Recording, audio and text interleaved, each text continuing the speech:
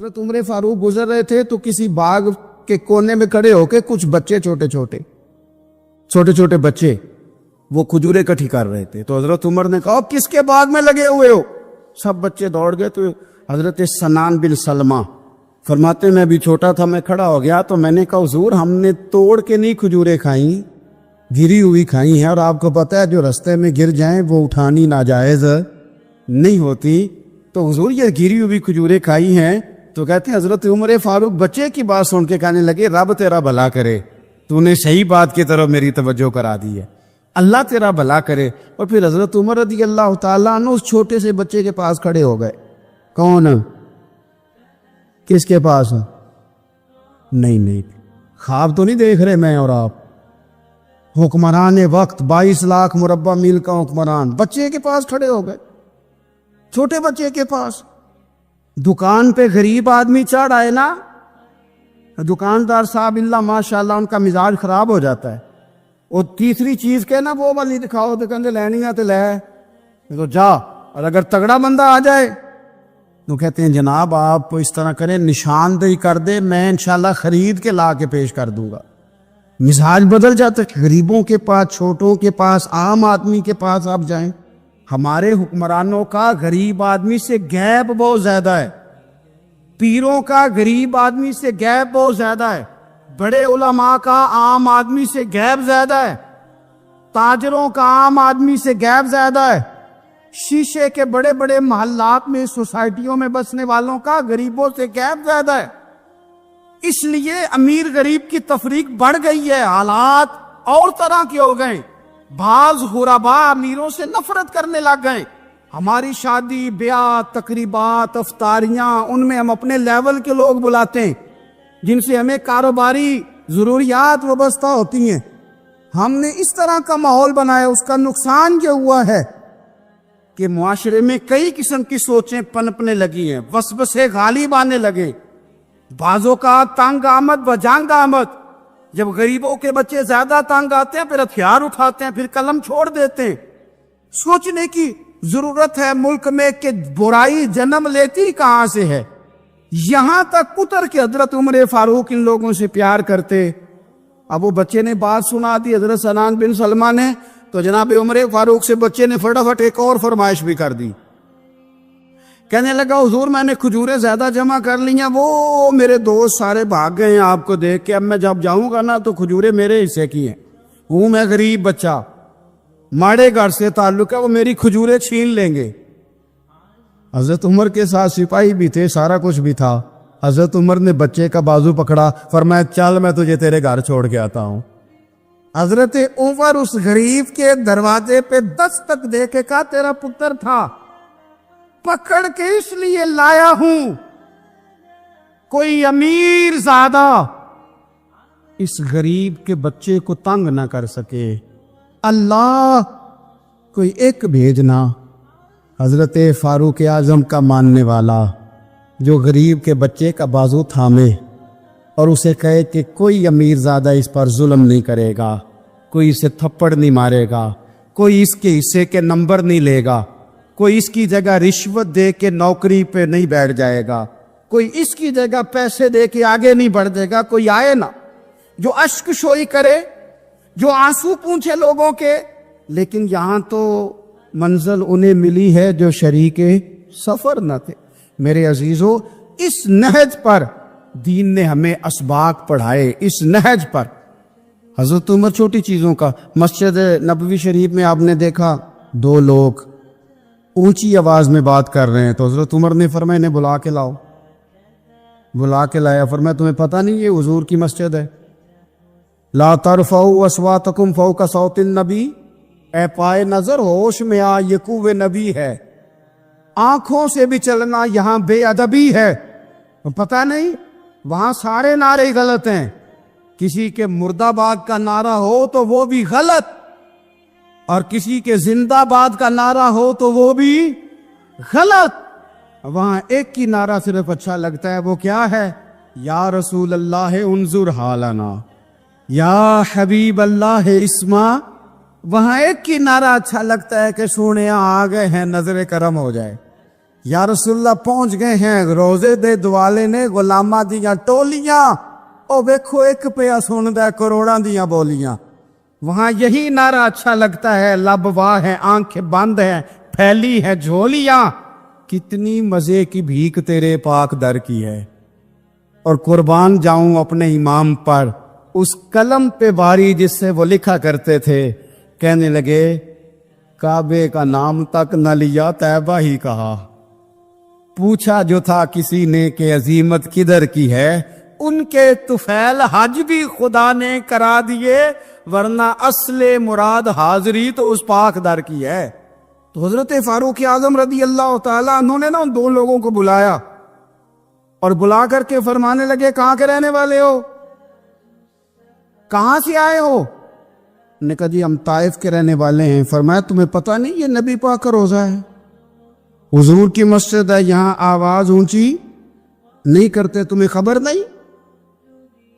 اور پھر حضرت عمر فرمانے لگے اگر تم مدینے کے رہنے والے ہوتے تو میں تمہیں کوڑے مارتا، میں تمہیں سزا دیتا، تمہیں پتہ نہیں کہ کس طرح کا مزاج اور ماحول ہونا چاہیے۔ تو حضرت فاروق اعظم رضی اللہ تعالیٰ عنہ کی جو خدمات ہیں، آپ تو بازاروں میں جب جاتے تھے نا تو فرماتے تھے ہمارے بازار میں صرف وہ بندہ آ کے کام کرے جو دین کا علم جانتا ہے، جسے تجارت کے اصول پتہ ہیں وہ آئے، دوسرے کو بیٹھنے نہیں دیتے تھے، اپنے مزاج کے لحاظ سے، اپنی طبیعت کے لحاظ سے مخلوق کے لیے دلوں میں نرمی رکھتے تھے، مزاج میں نرمی۔ ایک بات آپ نے کئی دفعہ سنی ہوگی، میرا بڑا دل کرتا ہے پھر سے اس کو دہراؤں، میں نے اسے سینکڑوں بار پڑھا ہے۔ جب طبیعت پوری بے چین ہوتی ہے اور اپنی ذمہ داریوں کا احساس کرنے کو دل کرتا ہے نا، تو پھر خیال آتا ہے کہ ہم بھی پڑھیں ذرا ان چیزوں کو، بار بار پڑھتا ہوں تاکہ احساس ذمہ داری پیدا ہو۔ آپ کے غلام اسلم فرماتے ہیں رات کو میں اور جناب عمر نکلے تھے تو ایک مکان میں ہم نے دیکھا کہ ایک عورت نے نا، اس کے بچے بار بار شور کر رہے ہیں اور وہ کچھ پکا رہی ہے، آواز آ رہی ہے، تو حضرت عمر نے دروازے پہ دستک دی، کون ہے دروازے پہ؟ کہا میں ایک غلام ہوں۔ حضرت عمر کہتے غلام ہوں، بہن کیا مسئلہ ہے، بچے کیوں رو رہے ہیں؟ تو بی بی کہنے لگی تمہیں کیوں بتاؤں، جاؤ نا اپنا کام کرو۔ حضرت عمر نے اصرار کیا تو تلخ لہجے میں، جس سے غصہ نہیں کر جاتے حکمران، councillor, chairman, M P M N A ناراض نہیں ہو جاتے، اس تلخ لہجے میں بی بی کہنے لگی دعا کرو اللہ میرے اور عمر کے درمیان قیامت میں فیصلہ کرے۔ کیسا حکمران ہے کہ اس کی حکومت میں میرے بچے بھوکے سوتے ہیں، یہ میں نے پانی میں روڑے ڈال کے چڑھائے ہیں، لیکن یہ پیٹ کی بھوک یہ بڑی ڈاڈی ہوتی ہے، یہ نیند بھی نہیں آنے دیتی، خیال تھا رو دو کے سو جائیں گے پر سو بھی نہیں رہے۔ حضرت فاروق اعظم دوڑے گئے، گھر سے سامان، اناج، غلہ کندھے پہ رکھا۔ خادم کہتے ہیں میں نے کہا کہ مجھے دے دیں، فرمانے لگے چل تو وعدہ کرنا قیامت میں بھی میرے بوجھ اٹھائے گا۔ کہ حضور نہیں، وہ تو میرے بس کی بات نہیں۔ فرمایا پھر مجھے کرنے دے۔ دوڑے آئے، اس خاتون کے دروازے پر لا کے وہ چیزیں رکھی، کہا بہن اگر تو پردہ کر لے تو یہ غلام نہ آج کھانا پکا دے تیرے بچوں۔ پھر وہ گھی چڑھا کے، چینی ڈال کے، کچھ سامان پکتا تھا وہ کھانا پکایا۔ غلام کہتے ہیں جب پھونکے مارتے تھے تو داڑھی سے دھواں نکلتا تھا، آگ جلاتے تھے دھواں نکلتا، پھر کھانا پکایا، پھر ان بچوں کو کھلایا۔ پھر حضرت عمر فاروق رضی اللہ تعالیٰ عنہ نے تھوڑے پیچھے بیٹھ گئے تو بچوں کے ساتھ اس طرح کی باتیں کرنے لگے کہ وہ ہنس پڑے۔ جناب اسلم کہتے بچے اس بیوہ کے ہنستے تھے، بچے ہنستے تھے اور عمر روتے تھے۔ جب وہ ہنستے تھے تو فاروق روتے تھے۔ پھر وہ بچے آہستہ آہستہ لیٹنے لگے، اور جب وہ سونے کی طرف بڑھنے لگے تو حضرت عمر کہنے لگے بہن میں جاؤں؟ کہنے لگی رب تیرا بھلا کرے، میرا کلیجہ پھٹ جاتا اگر میرے بچوں کو آج شام بھی روٹی نہ ملتی۔ تو سیدنا فاروق اعظم رضی اللہ تعالیٰ عنہ کہنے لگے پھر تو میرے لیے دعا کرے گی؟ کہنے لگی میں دعا کرتی ہوں اللہ عمر کی جگہ تیرے جیسا کو نیک آدمی بٹھا دے تو حضرت عمر کہنے لگے ایک چھوٹی سی گزارش بھی مان لو گی؟ کا کیا؟ فرمانے لگے کوئی یہ میری خدمت اگر پسند آئی ہے تو عمر کو معاف نہیں کر دیتی؟ غلطی ہو گئی، اسے پتہ نہیں تھا، اپنے منہ سے کہنے لگے سیانا بھی نہیں، باشعور بھی نہیں، اسے چاہیے تھا خلافت کی ذمہ داریاں نہ لیتا۔ لیکن حضرت صدیق نے کہا تو وہ مان گیا، لیکن بہن میں اسے جانتا ہوں، بزدل بڑا ہے، کمزور بڑا ہے، ضعیف بڑا ہے، اگر تو قیامت میں اس کی شکایت لگائے گی تو بڑا کمزور پڑ جائے گا اور اس کے لیے مشکل ہو جائے گا۔ تو کہنے لگی اچھا اگر تو اتنی سفارش کرتا ہے تو جا، میں نے عمر کو معاف کیا۔ حضرت فاروق اعظم نے چہرے سے کپڑا ہٹایا تو بی بی کہنے لگی اوہو آپ عمر ہیں؟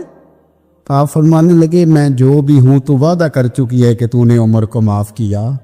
پھر باہر نکلے اور اپنے خادم جناب اسلم سے کہنے لگے 2 بندے اور بلا اور انہیں گواہ بنا کہ میں نے اس غریب کے روتے بچے ہنسائے ہیں، تو جا کے ان کو بتا میں نے وہ ہنسائے ہیں، اس کے بھوکے بچوں کو میں نے روٹی کھلائی ہے، اور تو گواہ ہو جا کہ اس بی بی نے خود کہا ہے بغیر جبر کے، میری گزارش پہ کہا ہے کہ میں نے عمر کو معاف کی۔ کیوں نہ ہم بھی اپنی اپنی ذمہ داریوں کا احساس کر لیں، کیوں نہ ہم بھی جہاں جہاں ہماری ڈیوٹی ہے ہم بھی وہاں غور کر لیں، کہیں ایسا تو نہیں کہ ہم بھی کمزور پڑ گئے ہیں، ذمہ داری تو لے لی ہے پر اب ہم ادا نہیں کر پا رہے۔ میرے نبی پاک علیہ السلام نے فرمایا فرشتے 950 سال میرے عمر کی شان بیان کریں تو ختم نہیں ہو سکتے۔ اتنا بڑا شخص عمر فاروق، اتنا بڑا آدمی، ایک دن اعلان کیا عمر فاروق نے لوگوں مسجد میں آؤ بات کرنی ہے، امیر المومنین کا پیغام ہے سارے مسجد میں آ جائے۔ کھچا کھچ مسجد نبی صحابہ سے بھر گئی، اور ایسا جب اعلان ہوتا تھا تو صحابہ دوڑ کے آتے تھے، شاید کو جان گئے، شاید کسی نے حملہ کر دیا ہے، شاید کوئی نئی بات ہے، دوڑے آئے لوگ، مسجد نبی کھچا کھچ بھر گئی۔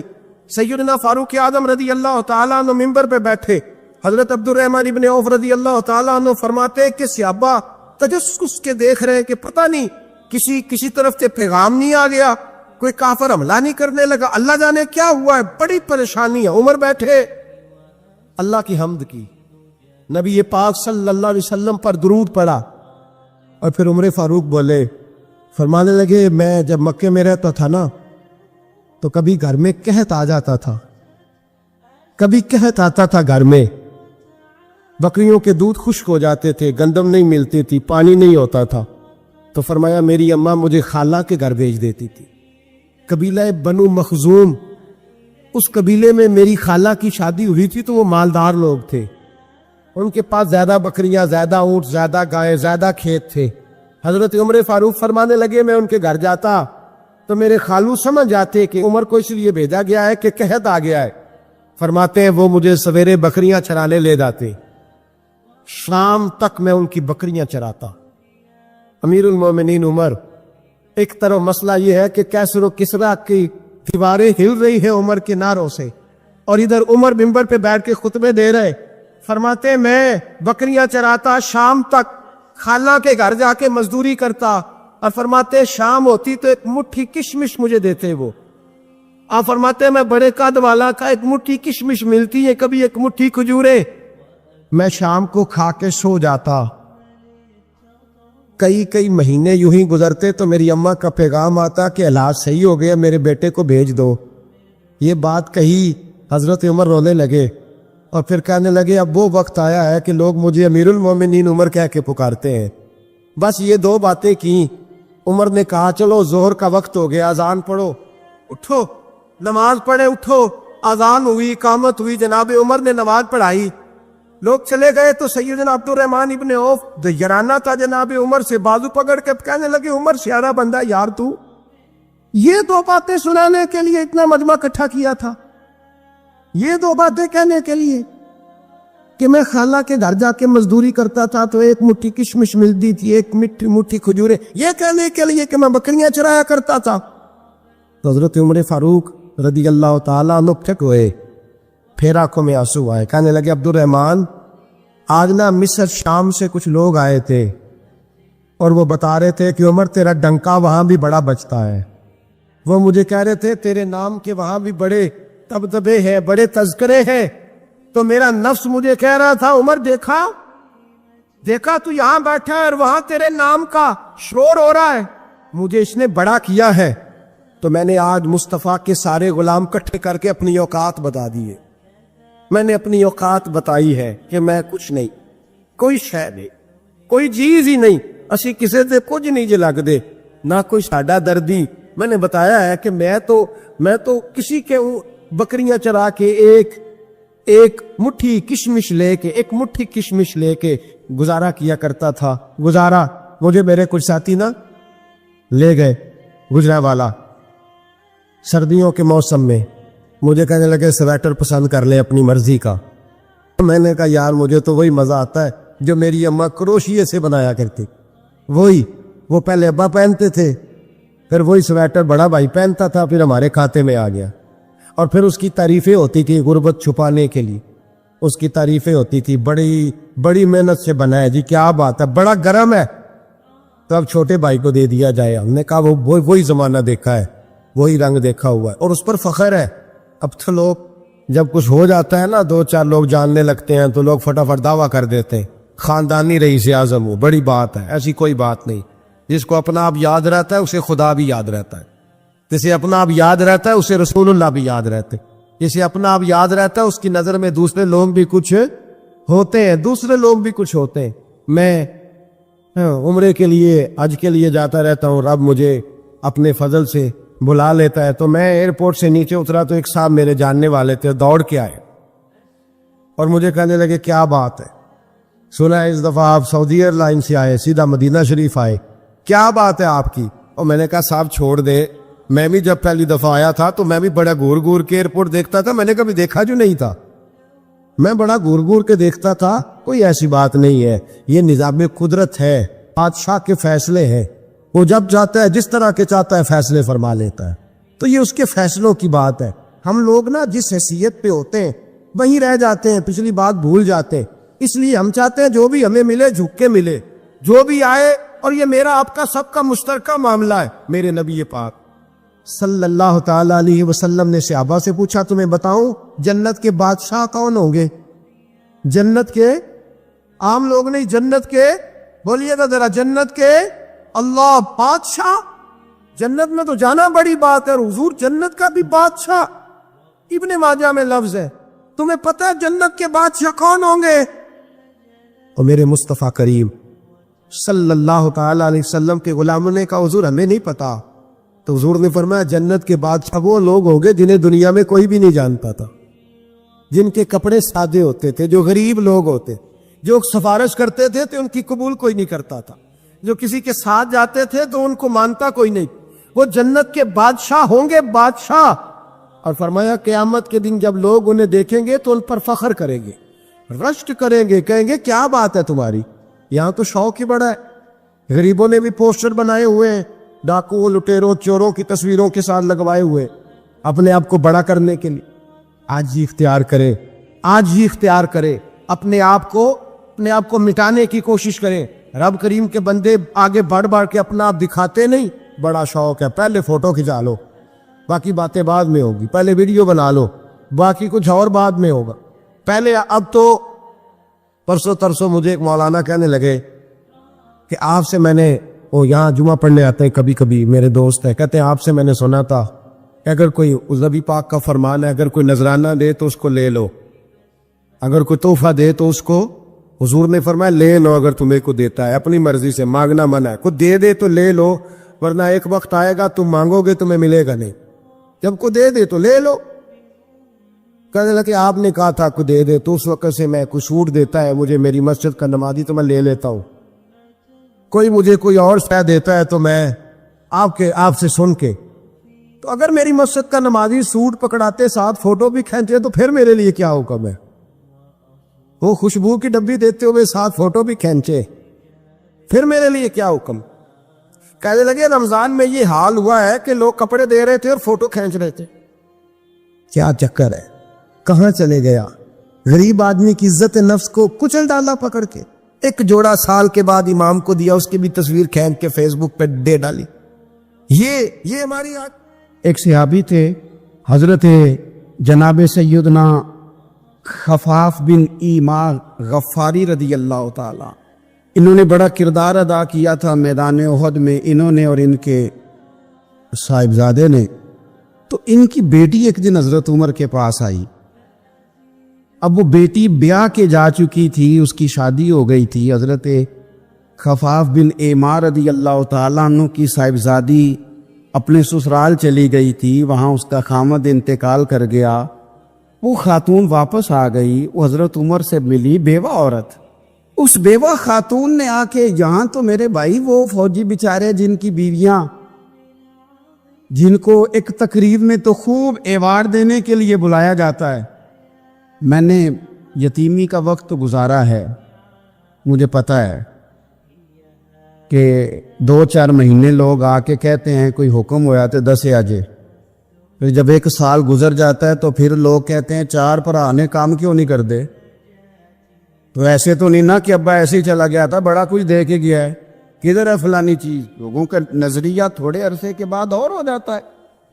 آپ نے بڑے بڑے شہداء کے گھروں میں ایوارڈ تو دیے, کیا کبھی آپ نے پلٹ کر دوبارہ غور کیا کہ ان کے بچے کہاں ہیں, ان کی بیوہ کس حال میں ہے؟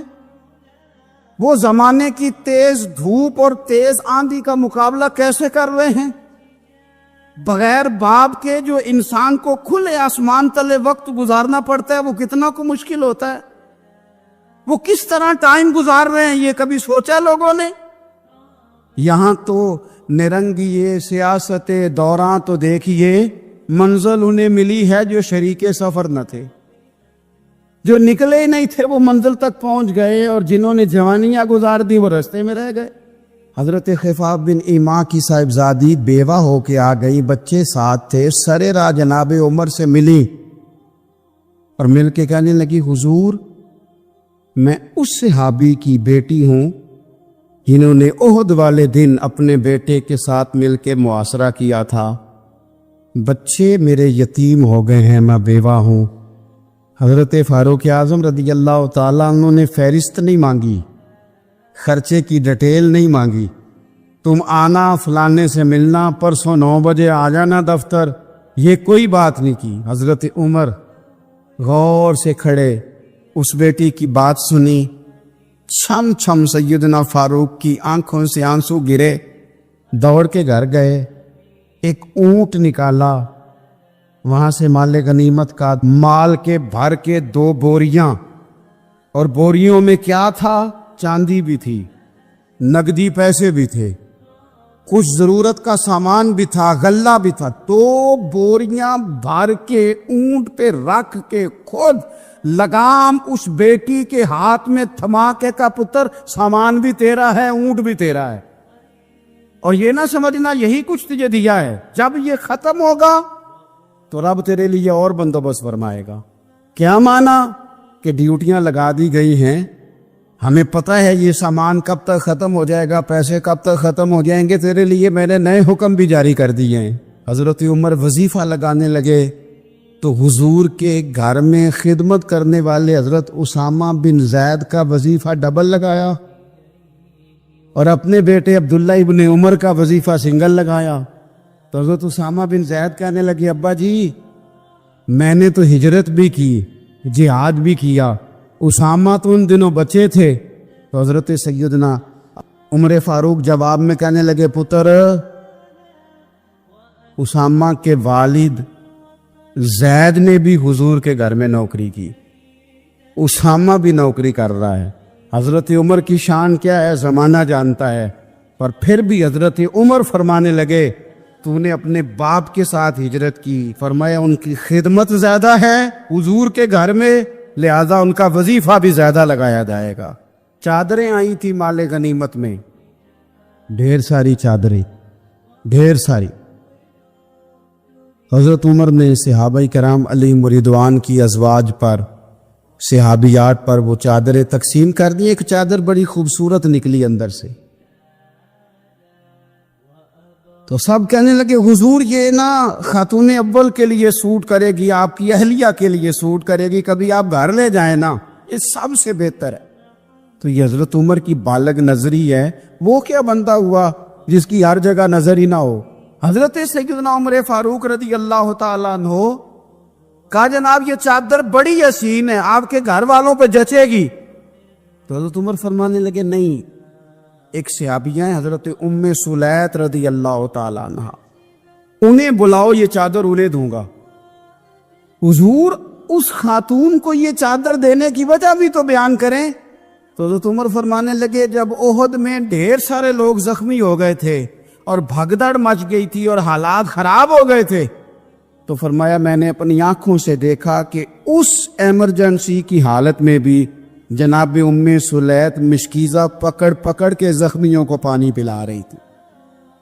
اس خاتون کی خدمات ہیں امت کے لیے، اس نے ڈیوٹی کی ہے صحابہ کے لیے، لہذا اس عورت کا زیادہ حق بنتا ہے کہ اس کو یہ اعزاز دیا جائے۔ میرٹ کی بنیاد پر تقسیم ہوگی، رشتہ داری کی بنیاد پر، تعلق کی بنیاد پر نہیں ہوگی۔ اس کا حق زیادہ بنتا ہے، اس کا درجہ زیادہ بنتا ہے، خدمات زیادہ ہیں، اس نے اپنی ڈیوٹی زیادہ اچھے طریقے سے سر انجام دی ہے۔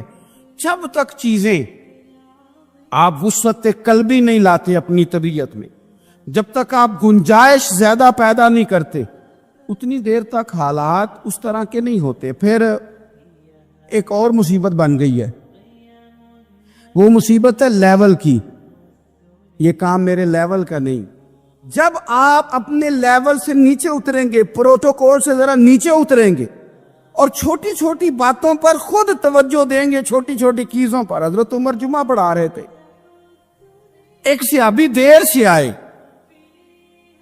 اب یہ نماز کا پوچھنا، جمعے کا پوچھنا، مطلب حکمران صاحب تو اوپر لیول کے ہیں، وہ تو پوچھیں گے کہ جناب میرے ساتھ تو آپ قومی سطح کا بندہ بٹھائیں، یہ والی باتیں۔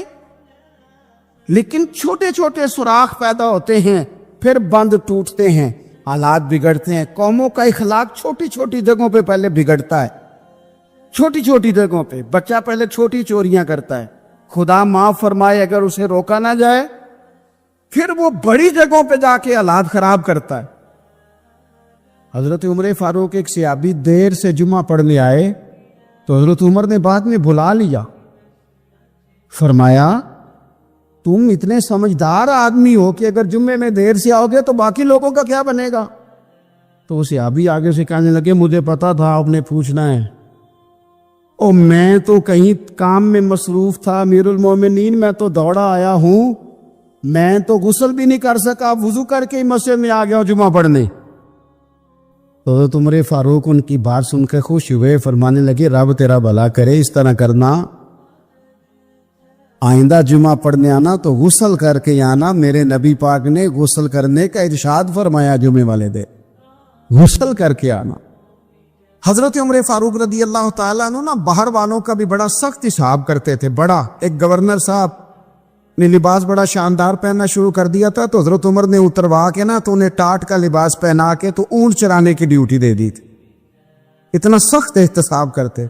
کسائی کی دکان پر بھی 1-2 گھنٹے کھڑے ہوتے تھے۔ جو آدمی مسلسل 2 دن گوشت خریدتا تھا نا، فرماتے تھے اس کا ٹیکس بڑھا دو، لوگوں کو دال نہیں مل رہی اور یہ روز گوشت کھاتا ہے۔ حضرت فاروق اعظم، اس کو جزیہ کہا جاتا تھا، کچھ اور معاملات ہوتے تو بڑھا دیتے۔ مسلسل جو 2 دن آدمی گوشت کھاتا تھا، فرماتے تھے مدینے میں غربت ہے، اگر یہ والا نظام تم کرو گے تو غریب لوگ کس کی طرف دیکھیں گے۔ لیکن اس سے زیادہ بڑھ کر جو ان کی زندگی کا معیار اور سٹیٹس تھا وہ یہ تھا کہ اپنے گھر کا خاص خیال رکھتے، خاص توجہ کرتے۔ ملک شام سے اور ایران سے کچھ لوگ آپ کی خدمت میں آئے تو وہاں سے کچھ کنیزیں بھی آئیں، ان کے بادشاہ کا پیغام لے کے۔ شاہ ایران کی کنیز کو ملکہ نے کہا کہ نا حضرت عمر کی زوجہ کو دیکھ کے آنا ذرا کس طرح کی ہے۔ ہمارے ملک میں کیا کہتے ہیں، خاتون اول، باقی سارے دوؤں میں خاتون اول، ذرا خاتون اول کو دیکھ کے آنا۔ تو وہ جب آئی نا گھر میں ملنے تو کہا کہ مجھے میری ملکہ نے کہا تھا کہ عمر کی زوجہ سے، اہلیہ سے ملاقات کر کے آنا۔ تو حضرت عمر کی اہلیہ نے نا ایک جوڑا کپڑوں کا دے دیا ملکہ کے لیے، اور ایک خوشبو کی شیشی دے دی۔ اب جب وہ تحفے وہاں گئے تو اس ملکہ نے نا کچھ سونے کا سامان بھیجا، کچھ زیورات بھیجے، کچھ تحائف بھیجے۔ جب حضرت عمر کے گھر آئے نا، وہ خادم لے کے آیا، اس نے کہا جی آپ کی اہلیہ نے تحفے بھیجے تھے، تو جواب میں شاہ ایران کی بیوی نے، یہاں جس ملک کا وہ سفیر تھا، انہوں نے بھی یہ بھیجے۔ حضرت عمر فاروق نا وہ تحفے لے کے گھر گئے تو جا کے کہنے لگے اپنی اہلیہ سے، یہ تو کب سے تحفے تحائف بھیجنے لگ گئی ہے، یہ کب سے نظام شروع ہو گیا؟ تو کہ حضور تحفہ دینا لینا تو ٹھیک ہے، سنت ہے، محبت بڑھتی ہے، تو یہ کوئی قباحت نہیں، اور میں نے اپنی ذاتی استعمال کے لیے جو چیزیں رکھی تھی وہ میں نے دی ہیں۔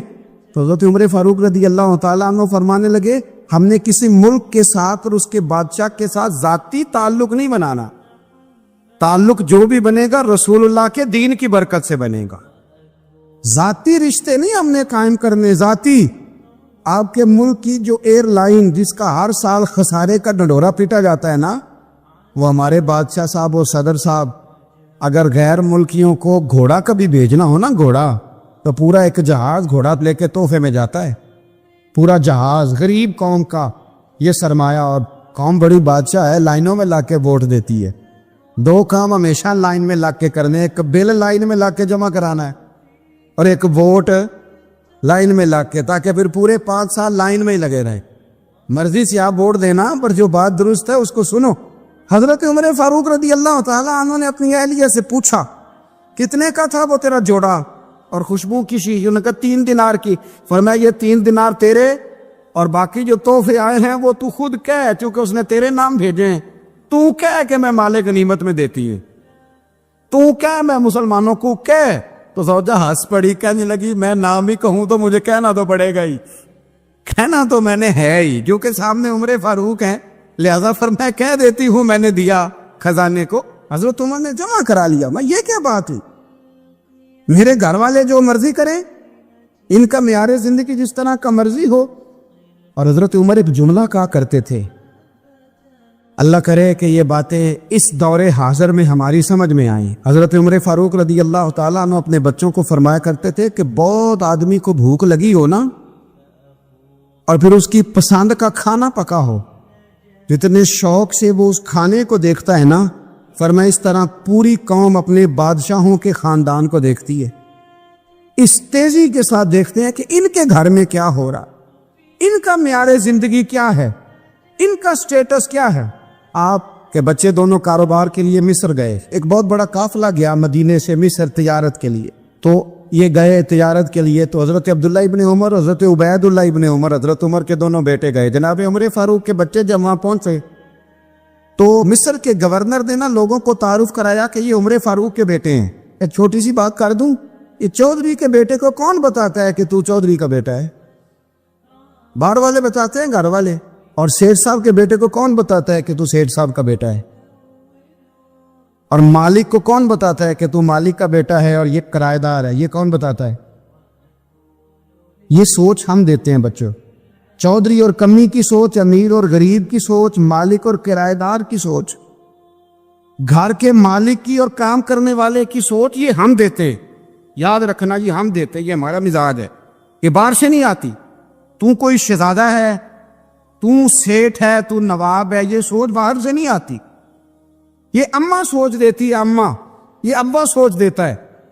اور پھر جب تباہی اترتی ہے تو اس کے ذمہ دار بھی باہر والے نہیں ہوتے، گھر والے ہوتے ہیں، گھر والے۔ ہمارے بچوں کی طبیعتوں پر زیادہ نقش باہر والوں کا نہیں ہوتا، گھر والوں کا ہوتا ہے، یاد رکھیے گا۔ حضرت عمر فاروق رضی اللہ، بچے ہیں، شہزادے ہیں، وہ کاروبار کرنے گئے اور وہاں بتایا گورنر صاحب نے کہ یہ فاروق اعظم کے بچے، امیر المومنین کے۔ لوگوں نے ان سے زیادہ مال خریدا، تجارت میں زیادہ نفع ہوا، ظاہر ہے کہ وہ آپ کے جو اللہ خیر کرے حکمران ہیں، ان کے کاروبار کتنے ملکوں میں ہیں، کس بنیاد پر ہیں؟ وہ صرف اس بنیاد پر کہ وہ حکمران رہے، ان کے لیے آسان تھا بڑے لوگوں سے تعلقات بنانا۔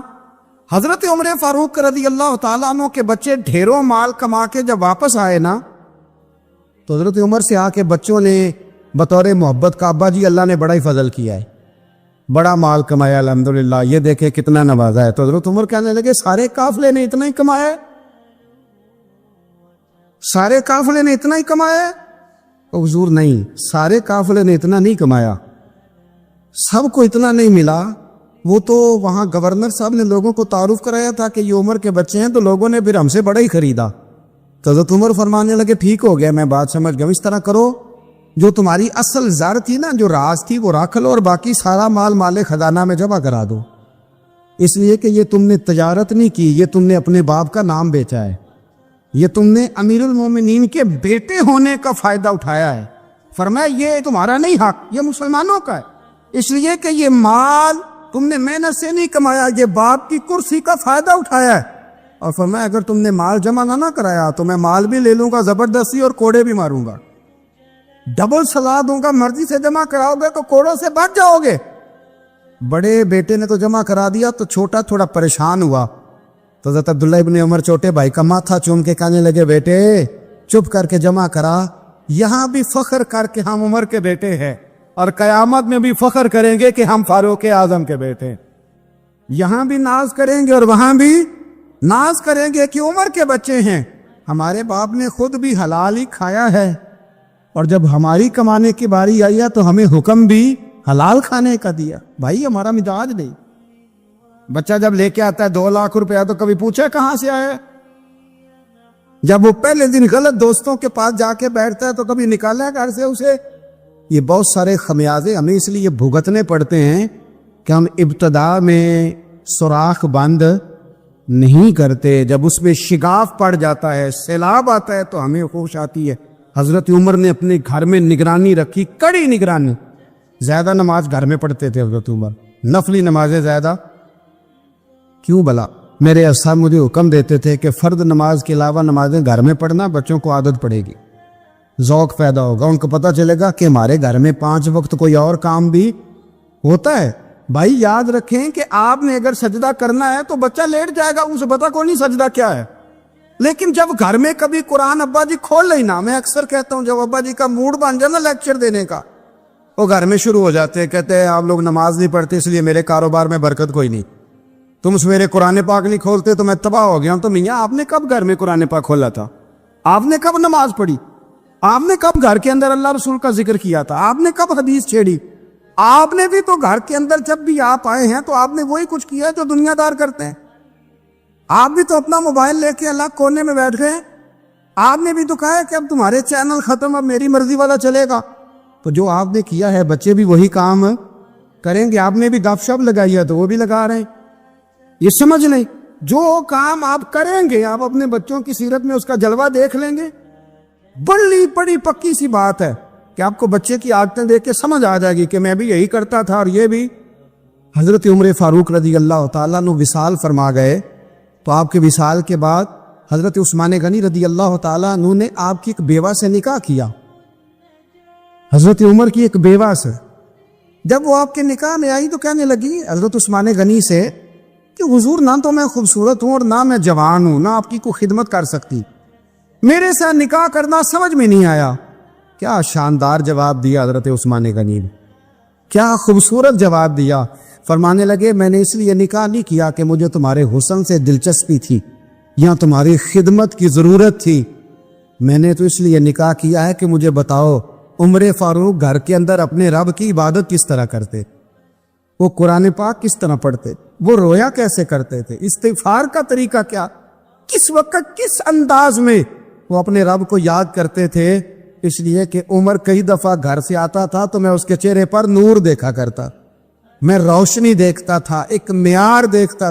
نکاح اس لیے کیا ہے کہ مجھے عمر کی جو گھر کے اندر کی عبادت ہے اس سے آگاہ کرو, تاکہ عثمان غنی بھی چاہتے ہیں اس طرح کے عمل کرو جس طرح کہ عمر فاروق کر کے گئے. بھائی جب تک ہم اپنے گھر میں وہ توجہ نہیں دیں گے, وہ مزاج دیکھیں نا, ہمارے گھروں میں جب نقشہ پاس ہوتا ہے تو ٹی وی لان بھی اس میں ہوتا ہے, ڈرائنگ روم بھی ہوتا ہے, نماز کی جگہ بھی ہوتی ہے نقشے میں. صحابہ جب گھر بناتے تھے تو ایک مسجد بیت کا نقشہ پاس کرتے, ذہن میں رکھتے تھے کہ یہ کونا نماز کے لیے, وہاں جوتے لے کے کوئی نہیں جائے گا, وہاں نماز پڑھی جاتی تھی, عورتیں وہاں اعتکاف کرتی. ٹی وی لان تو آ گیا ہے, اور گھر کے اندر ٹی وی رکھنے کے لیے تو ایک کمرہ الگ سے بنا دیا گیا ہے, اور اب جو نئے نقشے پاس ہو رہے ہیں اس کے اندر گھروں کے اندر جگہ بنائی گئی ہے جہاں کمپیوٹر رکھے جائیں, اور بچوں کے لیے وائرنگ ہوگی نیچے تاکہ انہیں کوئی مشکل درپیش نہ ہو. یہ ساری چیز ہم نے نہانے کے لیے گھروں کے اندر اتنے اتنے بڑے واش روم بنائے ہیں کہ لگتا یہ ہے کہ سوائے نہانے کے اور کام ہی نہیں کوئی گھر میں ہوگا. ہر چیز آ گئی, پر اللہ کرے کوئی تفسیر بھی ٹیبل پہ پڑی نظر آئے, کوئی حدیث کی کتاب بھی ٹیبل پہ پڑی نظر آئے. اللہ کرے کہ جس طرح ابا لطیفہ سن کے آتا ہے تو جب تک سنا نہ لے اسے ہضم نہیں ہوتا. اللہ کرے کہ وہ جمعے میں بیان سن کے جائے تو اس کا بھی دل کرے میں اپنے بچوں کو سناؤں. وہ نبی پاک کی کوئی حدیث کہیں سے سنے تو گھر جا کے سنائے. جب تک یہ معیار نہیں بنتا آپ کیسے توقع کرتے ہیں کہ گھر کے اندر اللہ کی رحمتیں نازل ہوں گی. ایک کلرک نے نا ایک دفعہ کسی بہت بڑے رائٹر کو کہہ کہ اپنے نام سمیت, اس نے کہا تھا میرا نام, ایڈریس, فون نمبر سمیت یہ بات اپنے کالم میں درج کر دو. اس نے کہا کہ میں کلرک تھا, تنخواہیں وغیرہ دیتا تھا کسی بینک میں یا کسی ایسے ادارے میں ملازم تھا جہاں میں وہ چیزیں دیا کرتا. تو کہتے ہیں کہ میں وہاں یہ کام کرتا تھا تو بوڑھے لوگ, آپ کو پتہ ہے ضعیف لوگ آتے ہیں بیچارے پینشن لینے, کسی بچے کی منت کرتے ہیں, وہ لے کے جاتا ہے. بابا جی کو یہ بھی نہیں پتا انگوٹھا کہاں لگانا, فارم کیسے فل کرنا ہے. تو یہ سرکاری عہدوں پہ بیٹھے لوگ معاذ اللہ تنگ ہوتے ہیں اور کئی دفعہ غلط جملے استعمال کرتے. تو کہا کرتا تھا کہ میں بڑا سخت رویہ رکھتا تھا, اب میری بھی پینشن ہو گئی ہے, اور اب جب میں خود لینے جاتا ہوں نا تو کہتا جتنے دھکے میں یہ تھے اس سے 11 گنا کھا چکا ہوں, پر معافی کوئی نہیں مل رہی. تو لوگوں کو یہ میرا نام لے کے ایڈریس سمیت بتا دے کہ اگر اپنا بڑھاپا سیف کرنا چاہتے ہیں تو اپنی جوانی محتاط کریں. اگر اپنا بڑھاپا سیف کرنا چاہتے ہیں تو اپنی جوانی, اور بڑھاپے میں باتیں برداشت ہوتی, جوانی میں برداشت ہوتی ہیں, بڑھاپے میں تو لفظ سہے بھی نہیں جاتے, آنسو خود بخود نکل جاتے ہیں جب بچہ بات کرتا ہے. فیض ادب سے ملتا ہے. امام اعظم ابو حنیفہ, امام ابو یوسف سے کسی نے کہا کہ یہ امام اعظم کیوں ہے؟ فرمانے لگے یہ بڑے امام اس لیے ہیں کہ بڑا ادب کرتے تھے. بڑے اس لیے ہے کہ بڑا ادب. امام صاحب کے ساتھ 4-5 شاگرد بیٹھے تھے, ایک باغ میں آپ تشریف فرما تھے. تو اب تو ہمارے ہاں بڑی آسانی ہے, کتابوں کو آپ کمپیوٹر سے سرچ کر سکتے ہیں, حوالے بڑی آسانی سے مل جاتے ہیں. اب بھی بڑا مشکل ہوتا ہے, کتاب سے ڈھونڈنا بڑا مشکل ہے. ہم اپنے طالب علموں کو کبھی کہتے ہیں نا صرف کتاب ہی ڈھونڈ کے دے دو, تو وہ کہتے ہیں جی اس کو آپ لگایا ہی حروف ترجیح کے حساب سے کریں تاکہ ہمیں یہ مشقت نہ کرنی پڑے. آپ اس کو حروف ترجیح کے مشورے دیتے ہیں. کوئی کہتا ہے جی آپ فن کے لحاظ سے کتاب میں حدیث علیحدہ رکھا کریں, تفسیر علیحدہ رکھا کریں تاکہ ہمیں کوئی حرکت نہ کرنی پڑے. مشورے دیتے ہیں, چلو اچھے بچے بھی ہوتے ہیں, سارا کچھ ساتھ ساتھ ہی ہے. تخریج کا کام کرنا بڑا مشکل ہے آج بھی. جب آپ نے صحیح مطالعہ کرنا ہو تو پھر موبائل شبائل بند کر کے ہی ہوتا ہے. جب آپ نے کسی چیز پہ ریسرچ کرنی ہے, اس کو ہر لحاظ سے اور ہر زاویے سے آپ پڑھنا چاہتے ہیں, پھر یہ مشقت والا کام. اس زمانے میں زیادہ مشقت ہوتی تھی, گرمی بڑی سخت تھی, تو امام اعظم رحمۃ اللہ علیہ نے 2-3 شاگرد منگا لیے. اب بڑی ساری سہولیات ہیں, جب ہم کو صفحہ 2-3 صفحے محفوظ کرنا چاہتے ہیں تو اس کا طریقہ ہم یہ رکھتے ہیں کہ ہمارے پاس پنیں ہوتی ہیں, پن لگا لی, اتنے صفحے سائڈ پہ کر لیے, پھر کئی بہت ساری آسانیاں ہیں. اس زمانے کے اندر بڑا مشکل ہوتا تھا, کچھ کاغذ بھی بڑا مہنگا تھا, چیزوں کو سمیٹنا, اور اگر کچھ چیز بکھر جاتی تھی دوبارہ حاصل کرنا ایک مشقت والا کام. تو امام صاحب رحمۃ اللہ علیہ باغ میں بیٹھے تھے, کچھ حدیثوں پر کام ہو رہا تھا, ان کی جو روایات تھیں اس کے راضی جو تھے وہ مرتب کیے جا رہے تھے, چیزوں پر فقہ کے اصول بنائے جا رہے تھے. شاید 2-4-5 شاگرد بھی بیٹھے تھے. باغ کے ساتھ کچھ بچے کھیل رہے تھے, گیند گری ایک بچے کی. تو آپ کو پتہ ہے کہ ایک بچے کی ویسے ڈیوٹی لگائی جاتی ہے گیند ہی پکڑنے کی, کھڑا کرتے ہیں نا جی پیچھے اس کو کہ تو نے صرف گیند ہی پکڑنی ہے. مجھے چونکہ دلچسپی نہیں میچ سے, لہذا مجھے زیادہ نام وام نہیں آتے کہ اس کو کیا کہتے ہیں. تو اس کو کھڑا کیا تھا انہوں نے پیچھے. وہ گیند اچانک آ گئی نا جب باغ میں, تو بچہ دوڑا آیا, 12-14 سال کا بچہ. جب وہ آیا نا باغ میں تو امام صاحب نے آؤ دیکھا نہ تاؤ دیکھا, امام صاحب جھٹ سے اٹھ کے کھڑے ہو گئے. اور جب کھڑے ہوئے تو وہ کاغذ جو تھے وہ سارے بکھر گئے. اب امام صاحب کھڑے ہوئے تو شاگردوں کو بھی کھڑا ہونا تھا, وہ بھی سارے کھڑے ہو گئے, ان کا بھی سارا سامان بکھر گیا, ٹوٹ گیا, دائیں بائیں چیزیں ہو گئیں. بچہ چلا گیا, امام صاحب بیٹھ گئے. شاگرد بڑے ادب والے تھے, انہوں نے پوچھا بھی نہیں کیا معاملہ ہے. اب نئے سرے سے ساری ترتیب دوبارہ سے لگائی گئی. تھوڑی دیر گزری تو بچہ پھر باغ میں آ گیا. امام صاحب پھر اٹھ کے کھڑے ہو گئے, پھر ساری چیزیں بکھر گئی. تیسری دفعہ وہ پھر آ گیا. اب پتہ نہیں وہ کتنی دفعہ آئے گا, بار بار شاگردوں کو بھی اٹھنا پڑتا. وہ کاغذات سارے بکھر جاتے. بالآخر ایک شاگرد بول پڑے, کہنے لگے حضور یہ تو بچہ ہے کہ 100 دفعہ آئے گا. تو امام صاحب نے برجستہ جواب دیا, فرمایا اگر یہ 100 دفعہ آیا نا تو ابو حنیفہ 100 دفعہ اٹھ کے کھڑا ہوگا. میں کھڑا ہوں گا, تمہیں تو نہیں نا پابند کر رہا. کہ حضور ماجرا کیا ہے, کون ہے یہ بچہ؟ تو امام صاحب فرمانے لگے یہ میرے استاد کا پوتا ہے, یہ میرے شیخ کا پوتا ہے, میرے مرشد کا پوتا ہے. اصلا نال جے نیکی کریے تے او نسلاں تاک نہیں بھول دے, ہاں بے اصلا نال نیکی کریے تے پھل کنڈیاں نال تول دے. ایک روایت میری نظر سے گزری اور کیا ہی انداز ہے امام زرقانی نے لکھی. ایک صحابی ہیں حضرت ابو قرصافہ رضی اللہ تعالیٰ عنہ. حضرت ابو قرصافہ رضی اللہ تعالیٰ عنہ فرماتے میں چھوٹا تھا, میری اماں اور میری خالہ مجھے ساتھ لے گئیں. میں نے کہا کہاں جانا ہے؟ کہنے لگے آؤ نبی پاک کا کلمہ پڑھنے جانا ہے. پڑھیے درود شریف صلی اللہ ہو, سارے پڑھیے. پھر پڑھیے ایک دفعہ صلی اللہ تعالیٰ علیہ. حضور کا ذکر ہو تو فوراً درود پڑھنا چاہیے. نبی کریم علیہ السلام کی بارگاہ میں نا میری خالہ اور میری اماں دونوں مجھے ساتھ لے گئیں کلمہ پڑھنے. کہتے ہیں جب ہم حضور کی بارگاہ میں پہنچے, کلمہ پڑھا, واپس آئے تو میری اماں اور میری خالہ آپس میں بات کرنے لگیں. میری خالہ کہنے لگی تو نے دیکھا ہے ان کا بولنا کتنا مزیدار تھا. میری خالہ کہنے لگی تو نے تو وہ دیکھا ہے, لیکن وہ جو غلام آیا تھا اس کے ساتھ ان کا رویہ کتنا پیارا تھا. تو نے دیکھا جب وہ کھانا کھا رہے تھے تو پہلا خیال انہوں نے ہمارا کیا. بار بار وہ ان کا ذکر کرتی, کہتے آپس میں حضور کی شانیں بیان کرتی, میری اماں بھی میری خالہ بھی. بالآخر بات لمبی ہو گئی تو میری اماں بولی, کہنے لگی بس کر, ہم کتنی عظمتیں بیان کریں گے, مجھے تو 3 باتیں سمجھ میں آئی ہیں. کتنی؟ 3 باتیں مجھے سمجھ میں آئی ہیں. کہا وہ کیا؟ تو کہنے لگی ما رأینا مثلا حاضر رجل احسن وجہا ولا القا صوبا ولا البنا کلاما.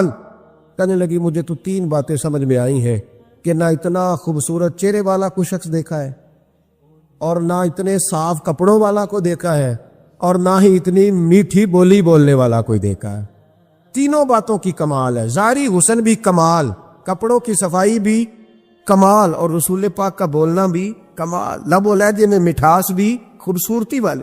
یہ اصل اصل ہے کہ ظاہراً بھی انسان بڑا منزہ ہو, باطناً بھی بڑا صاف ستھرا ہو. میرے رسول پاک علیہ الصلوۃ والسلام کا طریقہ مبارکہ پتہ کیا تھا؟ حضور صلی اللہ تعالیٰ علیہ وآلہ وسلم جب مسجد میں نماز پڑھ لیتے تو حضرت جعفر رضی اللہ تعالیٰ عنہ فرماتے, بخاری کی حدیث ہے, فرماتے میں مدینہ شریف میں آیا تو حضور نماز پڑھ لیتے تو صحابہ نبی پاک کے پاس آتے اور حضور کا دست مبارک پکڑ کے پہلے چومتے پھر چہروں پہ ملتے. پہلے چومتے پھر چہروں پر. نبی پاک کے صحابہ حضور کے قدم بھی چوما کرتے, قدموں میں جھکا کرتے تھے. یہ تو بھائی اس وقت پتہ چلتا ہے جب کسی سے پیار ہو جاتا, جب کسی بندے سے. میں اکثر مثال دیا کرتا ہوں اکثر کہ کسی کا بچہ پیشاب کرے تو کہہ آتی ہے, الٹی آتی ہے, لیکن اپنا بچہ بالوں میں بھی کر دیتا ہے. پھر کوئی کہہ نہیں آتی چونکہ اپنا ہے نا, پیار ہو گیا نا. اب وہ کیفیت جب کسی سے محبت ہو جاتی ہے نا تو کچھ چیزیں صرف سمجھنے کی نہیں, کچھ چیزیں ایسی ہوتی ہیں جو محسوس کرنے والی ہوتی. اس نے کہا تھا عشق ایک ڈھونگ ہے, میں نے کہا تجھے عشق ہو خدا کرے, پھر کوئی تجھے اس سے جدا کرے, تو اسے تسبیحوں پہ پڑھا کرے, تو اسی کا نام جپا کرے, تو گلی گلی پھرا کرے, پھر میں کہوں کہ عشق ایک ڈھونگ ہے اور تو نہیں کہا کرے. پھر میں کہوں کہ عشق ایک ڈھونگ ہے اور تو, اس نے کہا تھا عشق ایک ڈھونگ ہے تو میں نے کہا تجھے عشق ہو خدا کرے.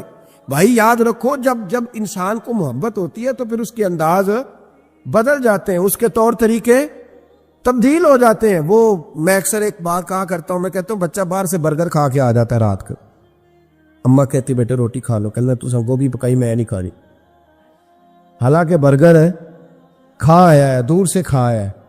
تو اماں اس کو کہتی ہے پھر میں سویاں نہ بنا دوں تھوڑی سی اپنے بیٹے کو, فٹافٹ چاول نہ تجھے ابال دوں, ساتھ میں باریک دال بنا دیتی. کہتا نہیں میری مرضی کا پکاتے نہیں, میں نے نہیں کھانا. ایسے اب ابا جو ہے نا, ابا وہ اماں کو سمجھا رہا, کہتا چھڈ پر آپ بھوک لگے گی تھی آپ ہی کھا لے گا, تو نہ ایڈی ٹینشن ہے, ایویں پہ تینوں ستاندا ہے. اماں کیا کہتی ہے؟ کہتی نہیں مجھے نیند نہیں آ رہی, کہ کھائے گا تو سکون آئے گا. اب اس کو آپ لاکھوں دلیلیں دیں کہ سیانا بیان ہے, بچہ نہیں ہے, 22 سال کا ہے, 24 سال کا, چھوڑ تو کیا کر رہی ہے. لیکن اماں کو کوئی سمجھا سکتا؟ کیوں نہیں سمجھا سکتا کہ اسے اپنے بیٹے سے پیار بڑھا. وہ کیا کرے, وہ مجبور ہے. اس کے دل کی کیفیت اس طرح کی ہے کہ کوئی دنیا کی طاقت اسے سمجھا سکتی، سوال ہی نہیں پیدا ہوتا کوئی اسے سمجھا سکے یہ ممکن کیسے ہو، کیسے سکتا ہے۔ یہ محبت ہے میرے رسول پاک علیہ السلام کے صحابی حضرت جعفہ فرماتے ہیں میں حضور کی بارگاہ میں آیا تو صحابہ کیا کرتے، نبی پاک کا دست مبارک پکڑتے، پہلے چومتے پھر چہرے پہ ملتے، بخاری ہے۔ فرماتے میں نے کہا یہ کیا کر رہے ہیں؟ پھر اچانک میرا بھی دل کیا ذرا کر کے تو دیکھو، کچھ چیزیں چکھنے پہ پتہ لگتا ہے کتنی مزیدار ہے۔ کہتے میں بھی قریب گیا، حضور کے دست مبارک میں نے ہاتھ ڈالا، فرماتے ہاتھ پکڑا ہی تھا کہ نبی پاک کا ہاتھ برف سے بھی زیادہ ٹھنڈا۔ فرماتے پھر میں نے پکڑ کے چہرے پہ ملا تو کستوری سے زیادہ خوشبو آ رہی تھی دست مبارک۔ فرماتے اب میرا چھوڑنے کو دل ہی نہیں کر رہا تھا، اب میری طبیعت نہیں مان رہی تھی۔ میرے نبی کریم علیہ السلام اللہ کی دلیل ہیں، ہر پاکیزگی، ہر حسن، ہر کیف اللہ نے اپنے رسول کو عطا فرمایا۔ دنیا کی جتنی غلاظتیں تھیں جب کوئی حضور کے قریب جاتا تھا تو ساری غلاظتیں دور ہو جاتی۔ کما ارسلنا فیکم رسولا منکم یتلو علیکم آیاتنا ویزکیکم، اللہ فرماتے ہیں میرے محبوب تم پر میری آیتیں پڑھیں گی اور تمہیں پاک فرما دے گا، تمہاری ساری ناپاکیاں نبی پاک دور کر دے، ہر غلاظت تم سے دور ہٹ جائے۔ ایک صحابی ہیں حضرت شیبہ بن عثمان رضی اللہ تعالی عنہ، وہ کہتے ہیں میرے والد کو اور میرے چچا کو مسلمانوں نے احد میں قتل کر دیا تھا، میرے دل میں بڑا غصہ تھا، بڑا جلال تھا کہ کبھی مجھے موقع ملے تو میں بدلہ لوں گا۔ کہتے ہیں فتح مکہ کے بعد نبی پاک علیہ السلام حوازن کی جنگ کے لیے نکلے، مجھے پتہ چلا حضور جا رہے ہیں تو میرے اندر شعلے بھڑک رہے تھے انتقام کے۔ روز میں منصوبہ بندی کرتا، پلاننگ کرتا کہ کسی طریقے سے میں ان تک پہنچوں گا اور بدلہ لوں گا۔ کہتے ہیں نبی کریم علیہ السلام نا حوازن کے لیے پہنچ چکے تھے، فرماتے ہیں میں بھی جنگ میں جا کے شریک ہو گیا اور میں نے طریقہ اس طرح کا اختیار کیا کہ کسی طریقے میں حضور تک پہنچ جاؤں۔ سمجھ آ رہی ہے میری بات کی؟ نبی کریم علیہ السلام تک کسی طریقے پہنچ جاؤں۔ فرماتے ہیں لڑتے لڑتے، لڑائی کے دو طریقے ہوتے تھے، کبھی تو ایسے ہوتا تھا کہ ایک دو آدمی مل کے آپس میں لڑتے تھے، پھر گمسان کا رن پڑتا تھا، گھمبیر ہو جاتی تھی جنگ، سمجھ نہیں آتی تھی تیر کہاں سے آیا، نیزہ کہاں سے آیا۔ فرماتے جب گمسان کا رن پڑا نا، مجھے موقع مل گیا، میں حضور کے قریب پہنچ گیا۔ حضرت شیبہ بن عثمان رضی اللہ تعالیٰ عنہ کہتے ہیں جب میں پہنچ گیا تو میں نے نا دیکھا کہ اب حضور کے قریب لوگ نہیں ہیں۔ فرماتے میں نے نا فوراً تلوار اٹھائی، تلوار اٹھا کے میں حضور کو معاذ اللہ شہید کرنے ہی لگا تھا کہ ایک نور چمکا حضور کے سامنے۔ پڑھیے درود صلی اللہ علیہ وسلم۔ کہتے ہیں ایک نور چمکا، اتنی تیزی تھی اس نور میں کہ میری آنکھیں بند ہو گئی، میرے ہاتھ سے تلوار گر گئی، آنکھیں چندھا گئی میری۔ فرماتے ہیں تلوار میرے ہاتھ سے چھوٹ گئی۔ اب جب وہ روشنی ختم ہوئی نا تو میں نے دیکھا نبی پاک سامنے کھڑے مسکرا رہے ہیں۔ آپ نے، میں نے کر دی، آپ نے سن لی، ذرا دیکھو تو صحیح، جو تلوار لہرائے اسے دیکھ کے بھی کبھی کو مسکرایا ہے، جس نے تلوار ہی لہرا دی، جو شہید کرنے ہی لگا تھا، پہنچ گیا تھا۔ لیکن یہ اخلاق میرے رسول پاک کا ہے صلی اللہ اعلیٰ حضرت فاضل بریلوی کا ایک شعر میں نے پڑھا، کئی کچھ چیزیں ایسی ہوتی ہیں جو بس نا وہ آتی تو سامنے ہے لیکن وہ اتنا لطف دے جاتی ہیں کہ ٹھنڈا ہو جاتا ہے مزاج۔ رات کو میں شعر پڑھ رہا تھا اعلیٰ حضرت کا فاضل بریلوی رحمت، اور میں نے شعر پڑھا تو مجھے اچھا لگا سنانا۔ ایک دوست کو میں نے فون کیا، میں نے کہا یار ذرا شعر تو سن لے، یہ پہلی دفعہ نظر سے گزرے ہے، ابھی سیدھا سادہ لیکن روح تک اتر گیا۔ اعلیٰ حضرت فرمانے لگے نبی پاک کے بارے میں، فرمانے لگے سیدھی سیدھی روش پر کروڑوں درود، سیدھی سیدھی روش پر، بالکل سیدھی ہے حضور کی باتیں، کسی پیچیدگی کی ضرورت نہیں۔ کہنے لگے سیدھی سیدھی روش پر کروڑوں درود، سادی سادی طبیعت پہ لاکھوں سلام، سادی سادی طبیعت پہ سیدھی سیدھی روش پر کروڑوں درود اور سادی سادی طبیعت پہ لاکھوں سلام۔ میرے نبی کریم صلی اللہ علیہ وسلم مجھے دیکھ کے مسکرائے اور فرمایا جب حضور مسکرائے نا تو میں نبی کریم علیہ السلام کو دیکھ کے حیران ہوا کہ میں نے تلوار تانی تھی اور حضور نے مسکرانا شروع کیا۔ فرماتے اب حضور نے مجھے بلایا، آواز کے ساتھ نہیں بلایا، حضور نے اشارہ کیا یوں کر کے، فرمایا ادھر آؤ نا۔ فرماتے مجھے اب یہ بھی سمجھ نہیں آئی کہ کس نے مجھے اٹھا کے حضور کے قریب کر دیا۔ فرماتے میں نبی کریم کے قریب گیا تو حضور نے میرے دل پر 3 تھپکیاں دی، ایک تھپڑ ہوتا ہے ایک تھپکی ہوتی، پتہ ہے نا فرق کا؟ ایک تھپڑ کو مارے تو جلال آتا ہے اور تھپکی دے تو پیار آتا ہے. کہتے حضور نے 3 تھپکیاں دی اور دی بھی میرے دل پر, 1 پھر 2 پھر 3. کہتے پہلی تھپکی دی تو میرے اندر سے کفر نکل گئی, دوسری تھپکی دی تو میرے اندر ایمان داخل ہو گیا, اور تیسری تھپکی جب نبی پاک علیہ السلام نے دی تو مجھے ہر چیز سے بڑھ کر رسول اللہ سے پیار ہو گیا, محبت ہو گئی نبی کریم سے. آپ فرماتے ہیں اب حضور نے نا فوراً میرے ہاتھ میں تلوار تھمائی, فرمایا پہلے تو ہمارے خلاف لڑ رہا تھا, تلوار پکڑ اب ہماری طرف سے لڑ, تلوار پکڑ اور لڑ. آپ فرماتے ہیں میں اتنا لڑا کہ جو حضور کا دشمن سامنے آتا میں گلا کاٹ دیتا, جو آتا میں اس کے ٹکڑے کر دیتا. فرماتے ہیں پہلے میں باپ کا بدلہ لینے آیا تھا اور اب میرا یہ حال ہے کہ اگر میرا باپ بھی سامنے آئے گا تو میں اس کا بھی گلا کاٹ دوں گا, لیکن حضور کے قریب کسی کو جانے نہیں دوں گا. حضرت شیبہ بن عثمان کہتے ہیں جنگ ختم ہو گئی, حضور خیمے میں گئے, میں بھی گیا. اب نبی پاک لوگوں سے باتیں کر رہے ہیں, حضور لوگوں سے باتیں کر رہے ہیں. میں ایک کونے میں بیٹھا سوچ رہا ہوں کہ میں تو بدلہ لینے آیا تھا, یہ میرے ساتھ ہوا کیا؟ حضور لوگوں سے باتیں کرتے جا رہے ہیں, میں سوچتا جا رہا ہوں کہ میں تو انتقام لینے آیا, یہ کیا معاملہ ہوا؟ کہتے محبوب نے اچانک میری طرف نظر اٹھائی اور فرمانے لگے شیبہ ایک ارادہ تو نے کیا تھا جو غلط تھا, اور ایک ارادہ میرے رب نے کیا ہے اور تیرے اوپر فضل فرما دیا ہے. فرماتے حضور نے اب مجھ سے فرمایا کوئی خواہش ہو تو بتاؤ, مانگ لو کچھ مانگنا ہے تو. میں نے عرض کی یا رسول اللہ میری بخشش کی دعا کر, بڑا میرا خوفناک ماضی ہے, میں اسلام کا بڑا دشمن رہا ہوں, حضور دعا کر دے, یاد ماضی عذاب ہے یا رب, چھین لے مجھ سے حافظہ میرا. یا رسول اللہ بڑے گناہ ہیں میرے, دعا کر دے. کہتے میں نے دعا کے لیے کہا اور حضور پھر دوسرے لوگوں سے باتیں کرنے لگے, کبھی اس سے کبھی اس سے کبھی اس سے. میں سوچنے لگا کہ میری بات کا کوئی جواب ہی نہیں آیا. جب تو 3 بار میں نے سوچا تو میرے کریم نے پھر توجہ میری جانب کی اور فرمایا تو نے بخشش کی دعا کا کہا تھا, میں نے سن لیا ہے, رب کریم نے تیری بخشش فرما دی ہے, اللہ نے تجھے بخش دیا ہے, تیری خطائیں رب کریم نے معاف کر دی. شاہ عبد الرحیم صاحب محدث دہلوی شاہ ولی اللہ صاحب کے والد ہیں, اور ہمارے بر صغیر پاک و ہند میں جتنے بھی مسالک ہیں یہ سارے شاہ ولی اللہ صاحب کے شاگرد بنتے. وہ کہتے ہیں میرے ابا جی نے خواب دیکھا اور خواب میں انہیں رسول اللہ کا دیدار نصیب ہوا. تو نبی کریم علیہ السلام کی بارگاہ میں شاہ ولی اللہ صاحب کے ابا جی کہنے لگے حضور ایک بات بڑی اڑ گئی ہے میرے دل میں, بڑی, تو کتابوں سے جواب نہیں ملا, آج رب کریم نے موقع دیا ہے اس سوال کا جواب.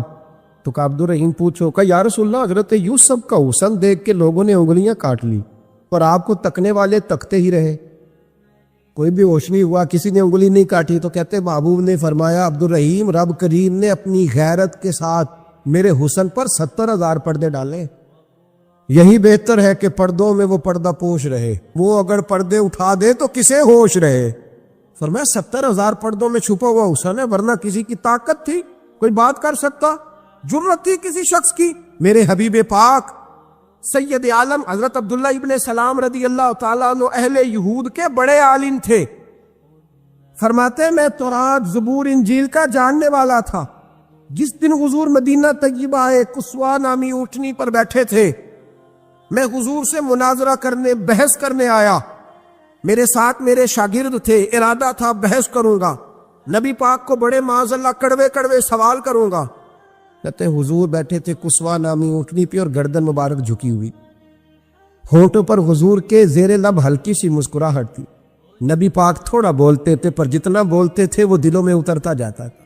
فرماتے میں جب گیا نا میرے شاگرد ساتھ تھے, مناظرہ کرنے گیا, مناظرہ شاگرد ساتھ تھے. فرماتے میں بڑے سوالات تیار کر کے گیا پر حضور گھوڑے پہ بیٹھے تھے. 2 باتیں میں نے سنی. حضور نے فرمایا رشتہ داروں سے اچھا سلوک کرو, اپنے غلاموں کا خیال کرو. کہتے وہ شاگرد مجھے دھکے دینے لگے, کہنے لگے چلو استاد جی آگے ہو, کرو سوال, چلو نا آگے بڑھو نا آگے. یہ کئی دفعہ نعرے لگانے والے بھی مروا دیتے ہیں نا, چلو نا چلو آگے چلو, بڑھو آگے, کرو بات, آؤ نا. کہتے میں ذرا آگے بڑھا, دھکا دیا انہوں نے. فرماتے میں آگے بڑھا اور میں نے قریب محبوب کے قریب جا کے کہا حضور مجھے کلمہ پڑھا دے, میں مسلمان ہونے آیا. یعنی عام آدمی تو قائل ہو جاتا ہے عالم اور تورات زبور انجیل کا جاننے والا, حضور کلمہ پڑھائیں. کہتے میں واپس آیا نا کلمہ پڑھ کے تو شاگرد کہنے لگے استاد جی آپ تو مناظرہ کرنے آئے تھے, یہ کیا ہوا؟ تو یہ لفظ حضرت عبداللہ ابن سلام کے. فرمانے لگے تم نے نبی پاک کا چہرہ نہیں دیکھا, ان کی آنکھوں کی روشنی نہیں دیکھی؟ تم نے چہرے کی معصومیت نہیں دیکھی؟ لب و لہجے کا وقار نہیں دیکھا؟ کتنے دنوں کے تھکے ماندے آج وہ مدینے پہنچے، اور ان کے لب و لہجے میں کوئی اکتاہٹ، کوئی تھکاوٹ، کوئی لفظوں میں جھول تم نے دیکھا ہے؟ فرمانے لگے جس کا اس طرح کا چہرہ ہوتا ہے وہ جھوٹا نہیں سچا ہوا کرتا ہے۔ میرے نبی پاک علیہ الصلوۃ والسلام کے غلام حضرت طارق بن عبداللہ رضی اللہ تعالیٰ عنہ فرماتے ہیں کلمہ پڑھنے سے پہلے ایک دفعہ ہمارا سارا قبیلہ تجارت کے لیے نکلا تھا، اور اس وقت منظر یہ ہوتا تھا کہ ہم اپنی عورتوں کو بھی ساتھ لے جاتے تھے۔ 6 مہینے سفر کرنا ہوتا تھا، اونٹ گھوڑے ہم بیچا کرتے تھے، عورتیں بھی ساتھ رہتی، کھاتے بھی پکاتے بھی۔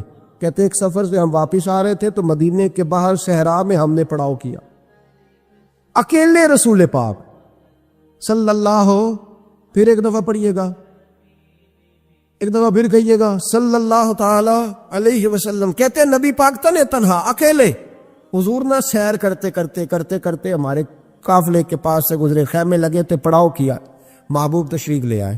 کہتے ہیں حضور سید عالم صلی اللہ تعالی وسلم تشریف لائے، کوئی قبیلے میں سے قافلے میں سے حضور کو جانتا نہیں تھا۔ ایک سرخ رنگ کا اونٹ تھا ہمارے سردار کا جو بکنے سے رہ گیا تھا، بڑا خوبصورت۔ کہتے ہیں نبی پاک کو پسند آ گیا۔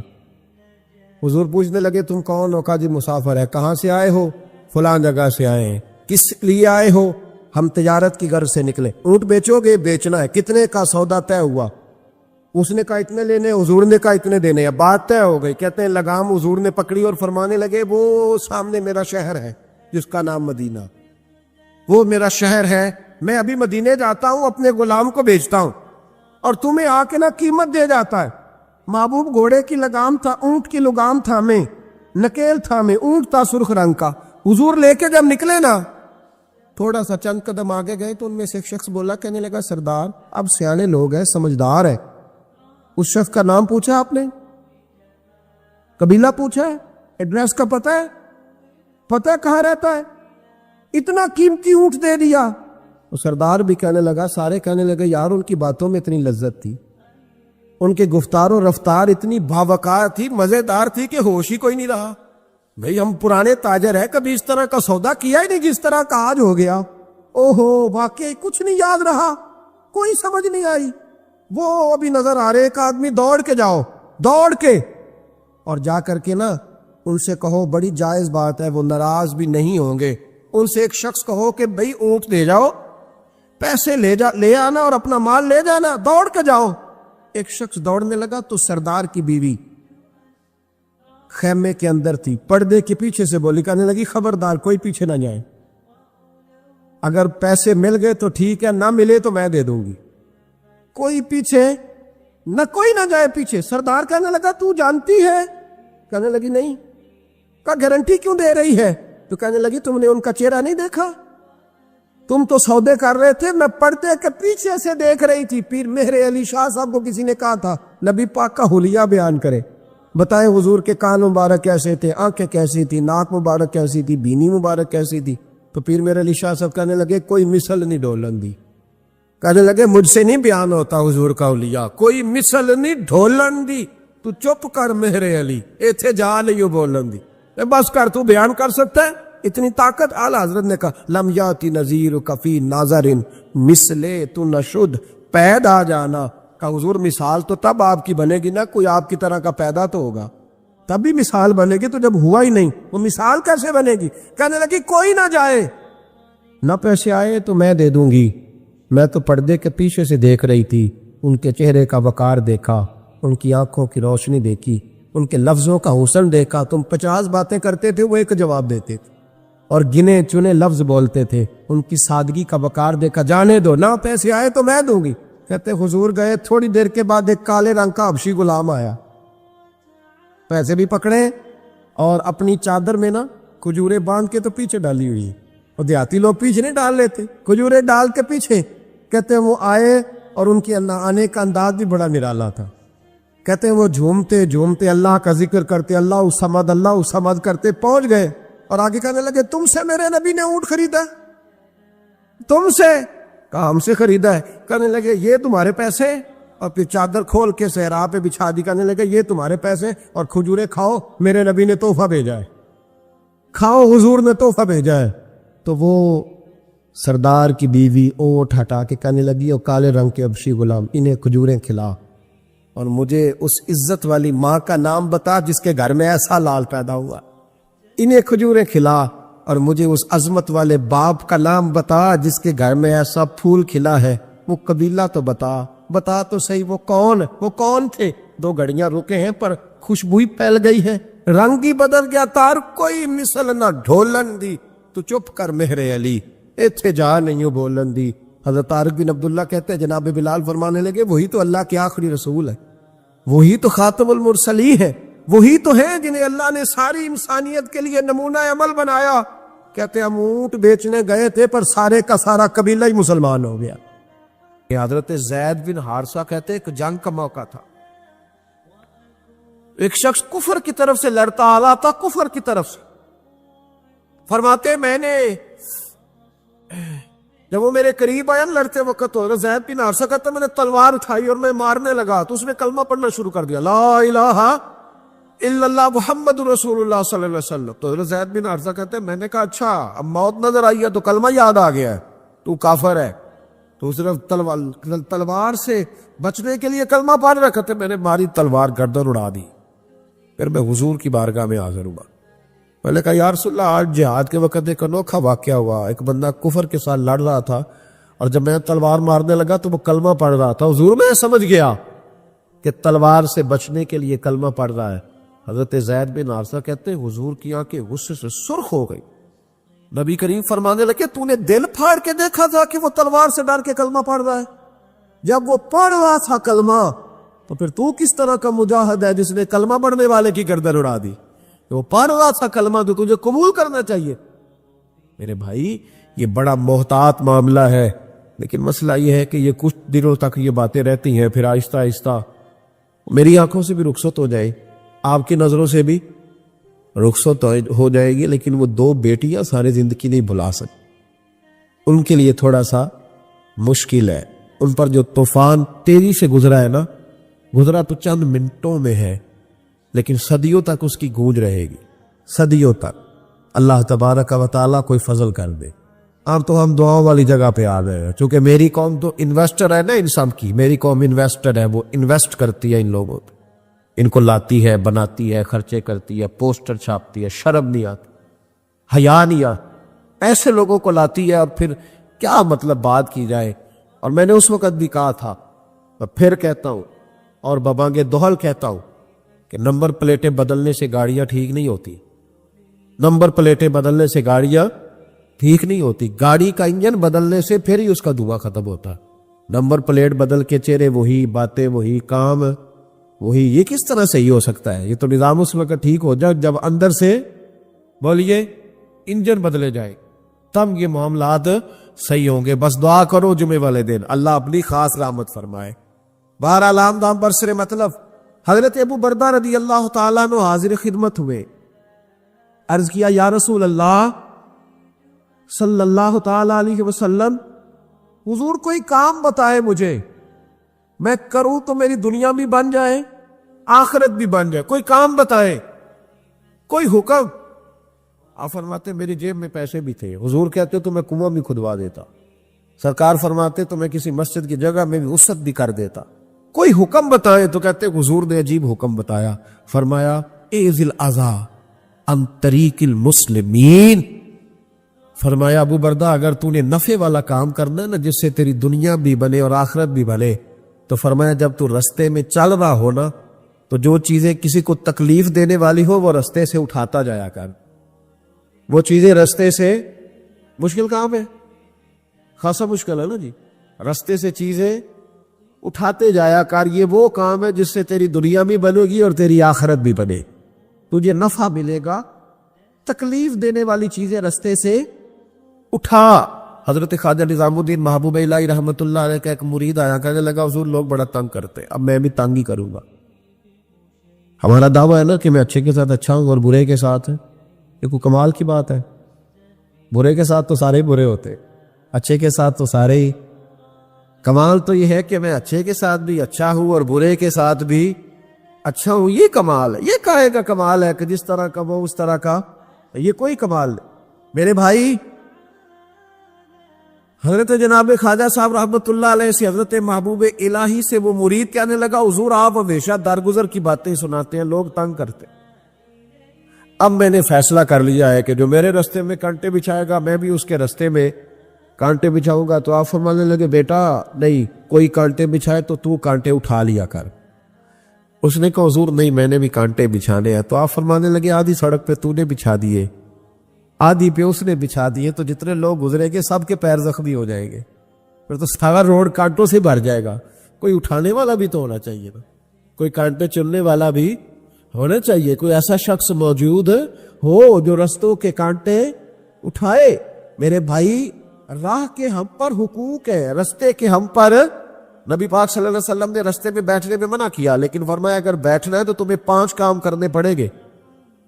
گرمیوں میں جس کا دل کرتا ہے نا کہ کھلی ہوا میں بیٹھوں، بیٹھ لے، پر 5 کام کرے، یہ بخاری ہے۔ جس کا دل کرتا ہے نا سردیوں میں گلی میں بیٹھوں، دھوپ لوں، تو پھر وہ کتنے کام کرے گا؟ بولیے یا رسول اللہ صلی اللہ تعالی علیہ وسلم کیا کیا کرے تو رستے میں بیٹھنے کی اجازت ہے؟ تو نبی پاک صلی اللہ علیہ وسلم نے فرمایا رستے کا حق ادا کرو، 5 کام کرو۔ یا رسول اللہ کون کون سے؟ فرمایا اگر رستے میں بیٹھنا ہے تو نظریں نیچی کر کے بیٹھو، اس کو بھی اس کو بھی، آنے والے کو بھی اور جانے والوں کو بھی دیکھنے کی تمہیں اجازت ہے۔ رستے میں بیٹھنا ہے تو بھی نظریں نیچی کر کے بیٹھو۔ رسول کریم علیہ السلام نے فرمایا رستے میں بیٹھنا ہے تو دوسری شرط ہے، یہ شرطیں 5 لگائی نبی پاک نے، یہ بخاری ہے۔ فرمایا رستے میں بیٹھنا ہے تو دوسری شرط تمہارے لیے یہ ہے کہ جتنی چیزیں تکلیف دینے والی رستے میں پڑی ہوگی وہ بیٹھنے والے نے اٹھانی ہے۔ اس نے ایک نیا وہاں بیٹھ کے اذیت والا کام نہیں کرنا، بلکہ اس کی ذمہ داری ہے چونکہ رستے میں وہ بیٹھا ہے، تکلیف دہ چیزیں اٹھائے گا۔ اور تیسری شرط نبی کریم علیہ السلام نے فرمایا تم پر ضروری ہے کہ تم نے سلام لینے والے کا جواب جلدی دینا ہے۔ رستے میں بیٹھنا ہے تو سلام لینے والے کا جواب جلدی دینا ہے۔ اور چوتھی شرط یہ ہے کہ تم نے رستے میں بیٹھے بیٹھے نیکی کا حکم دینا ہے اور برائی سے منع کرنا ہے۔ یہ 5 کام کرنے ہیں، پھر تمہیں رستے میں بیٹھنے کی اجازت ہے، یہ رستے کا حق ہے، اس کو ادا کرو تو رستوں میں بیٹھو۔ لیکن اگر صرف غیبتیں کرنے بیٹھنا ہے، اگر معاذ اللہ صرف لوگوں کو دیکھیں، اور اپنے بزرگوں کو یہ کام کرتے دیکھا، ہمارے حاجی ابو داؤد محمد صادق صاحب رحمۃ اللہ علیہ نا گلی سے گزر رہے تھے، سنگی ان کے ساتھ تھے، تو کہتے ہیں کہ ایک بی بی بغیر پردے کے جا رہے تھے، نیکی کا حکم کرنا اور برائی سے بچی کو بغیر پردے کے جا رہی، تو ایسا فرمانے لگے پتر پردہ کر۔ بچی کسی امیر گھر کی تھی، کچھ پڑھی لکھی بھی تھی، غصہ کر گئی، پتر پردہ کر۔ اس طرح وہ کیا پتر پردہ کر، مسلمان دیے تھی یا پردہ کر دیا نے۔ وہ کہتی بابا جا اپنا کام کر۔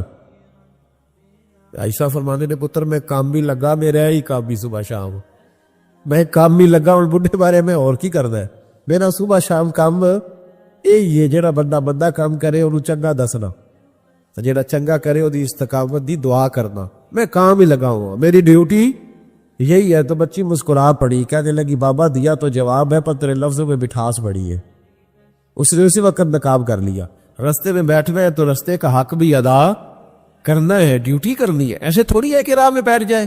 ابو داؤد شریف میں حدیث ہے، نبی پاک علیہ السلام کے صحابی حضرت سہل بن معاذ رضی اللہ تعالیٰ، حضرت سہل بن معاذ رضی اللہ تعالیٰ عنہ کہتے ہیں حضور کے ساتھ ایک جہاد پہ گئے، مجاہدین کے ساتھ سامان ہوتا ہے، سامان سفر، کہتے ہیں کہ جگہ ہم نے پڑاؤ کیا تو رستے تھے وہاں، تو رستوں میں تھوڑا تھوڑا صحابہ نے سامان رکھ دیا۔ ہمارے ہاں تو جو آدمی بڑی گاڑی میں بیٹھا ہو اس کو تو آپ ہارن بھی نہیں دے سکتے، تو حال ہی نہیں پیدا ہوتا، اس لیے کہ وہ جس گاڑی میں بیٹھا ہے اس لیول کا اس کا روب ہے نا جناب، اس کو تو آپ ہارن بھی، اور اگر آپ نے دے لیا تو وہ شیشہ نیچے کرے گا، تو کہے گا تو جڑی آگ بجھاڑی تو لگ جانا پہلا، چونکہ وہ اب اس کی مرضی ہے، چونکہ شہل شاہ وقت چڑھے ہوئے ہیں۔ اور پارکنگ کا مسئلہ اتنا خوفناک ہے کہ بڑے بڑے سیانے بندے گاڑی کے پیچھے گاڑی لگا دیں، آپ ڈھونڈتے پھرے، اللہ خیر کر، اس کو پتہ ہے کہ گزرنا ہے، اس کو خبر ہے کہ یہ گاڑی والے کو تکلیف ہوگی، لیکن بس گزر جائیں گے۔ شریعت اسلامیہ کے اندر ان چیزوں کی اجازت نہیں، آپ کیسے رستہ روک سکتے ہیں کسی کا؟ یہ رفائی جگہ ہو گئی، ختم ہو گیا معاملہ۔ حضرت سہل بن معاذ رضی اللہ تعالیٰ عنہ فرمانے لگے، یہ ابو داؤد شریف ہے، فرماتے مجاہد تھے، جہاد کرنے گئے تھے تو تھوڑا تھوڑا ہمارے ساتھ سامان تھا، رستوں میں رکھ دیا، اس علاقے کے کچھ لوگوں نے آ کے عرض کی یا رسول اللہ صلی اللہ علیہ وسلم ہمارے رستے تھے, ہم نے گزرنا تھا اور مجاہدوں نے پڑاؤ کیا تو سامان رکھ لیا ہے.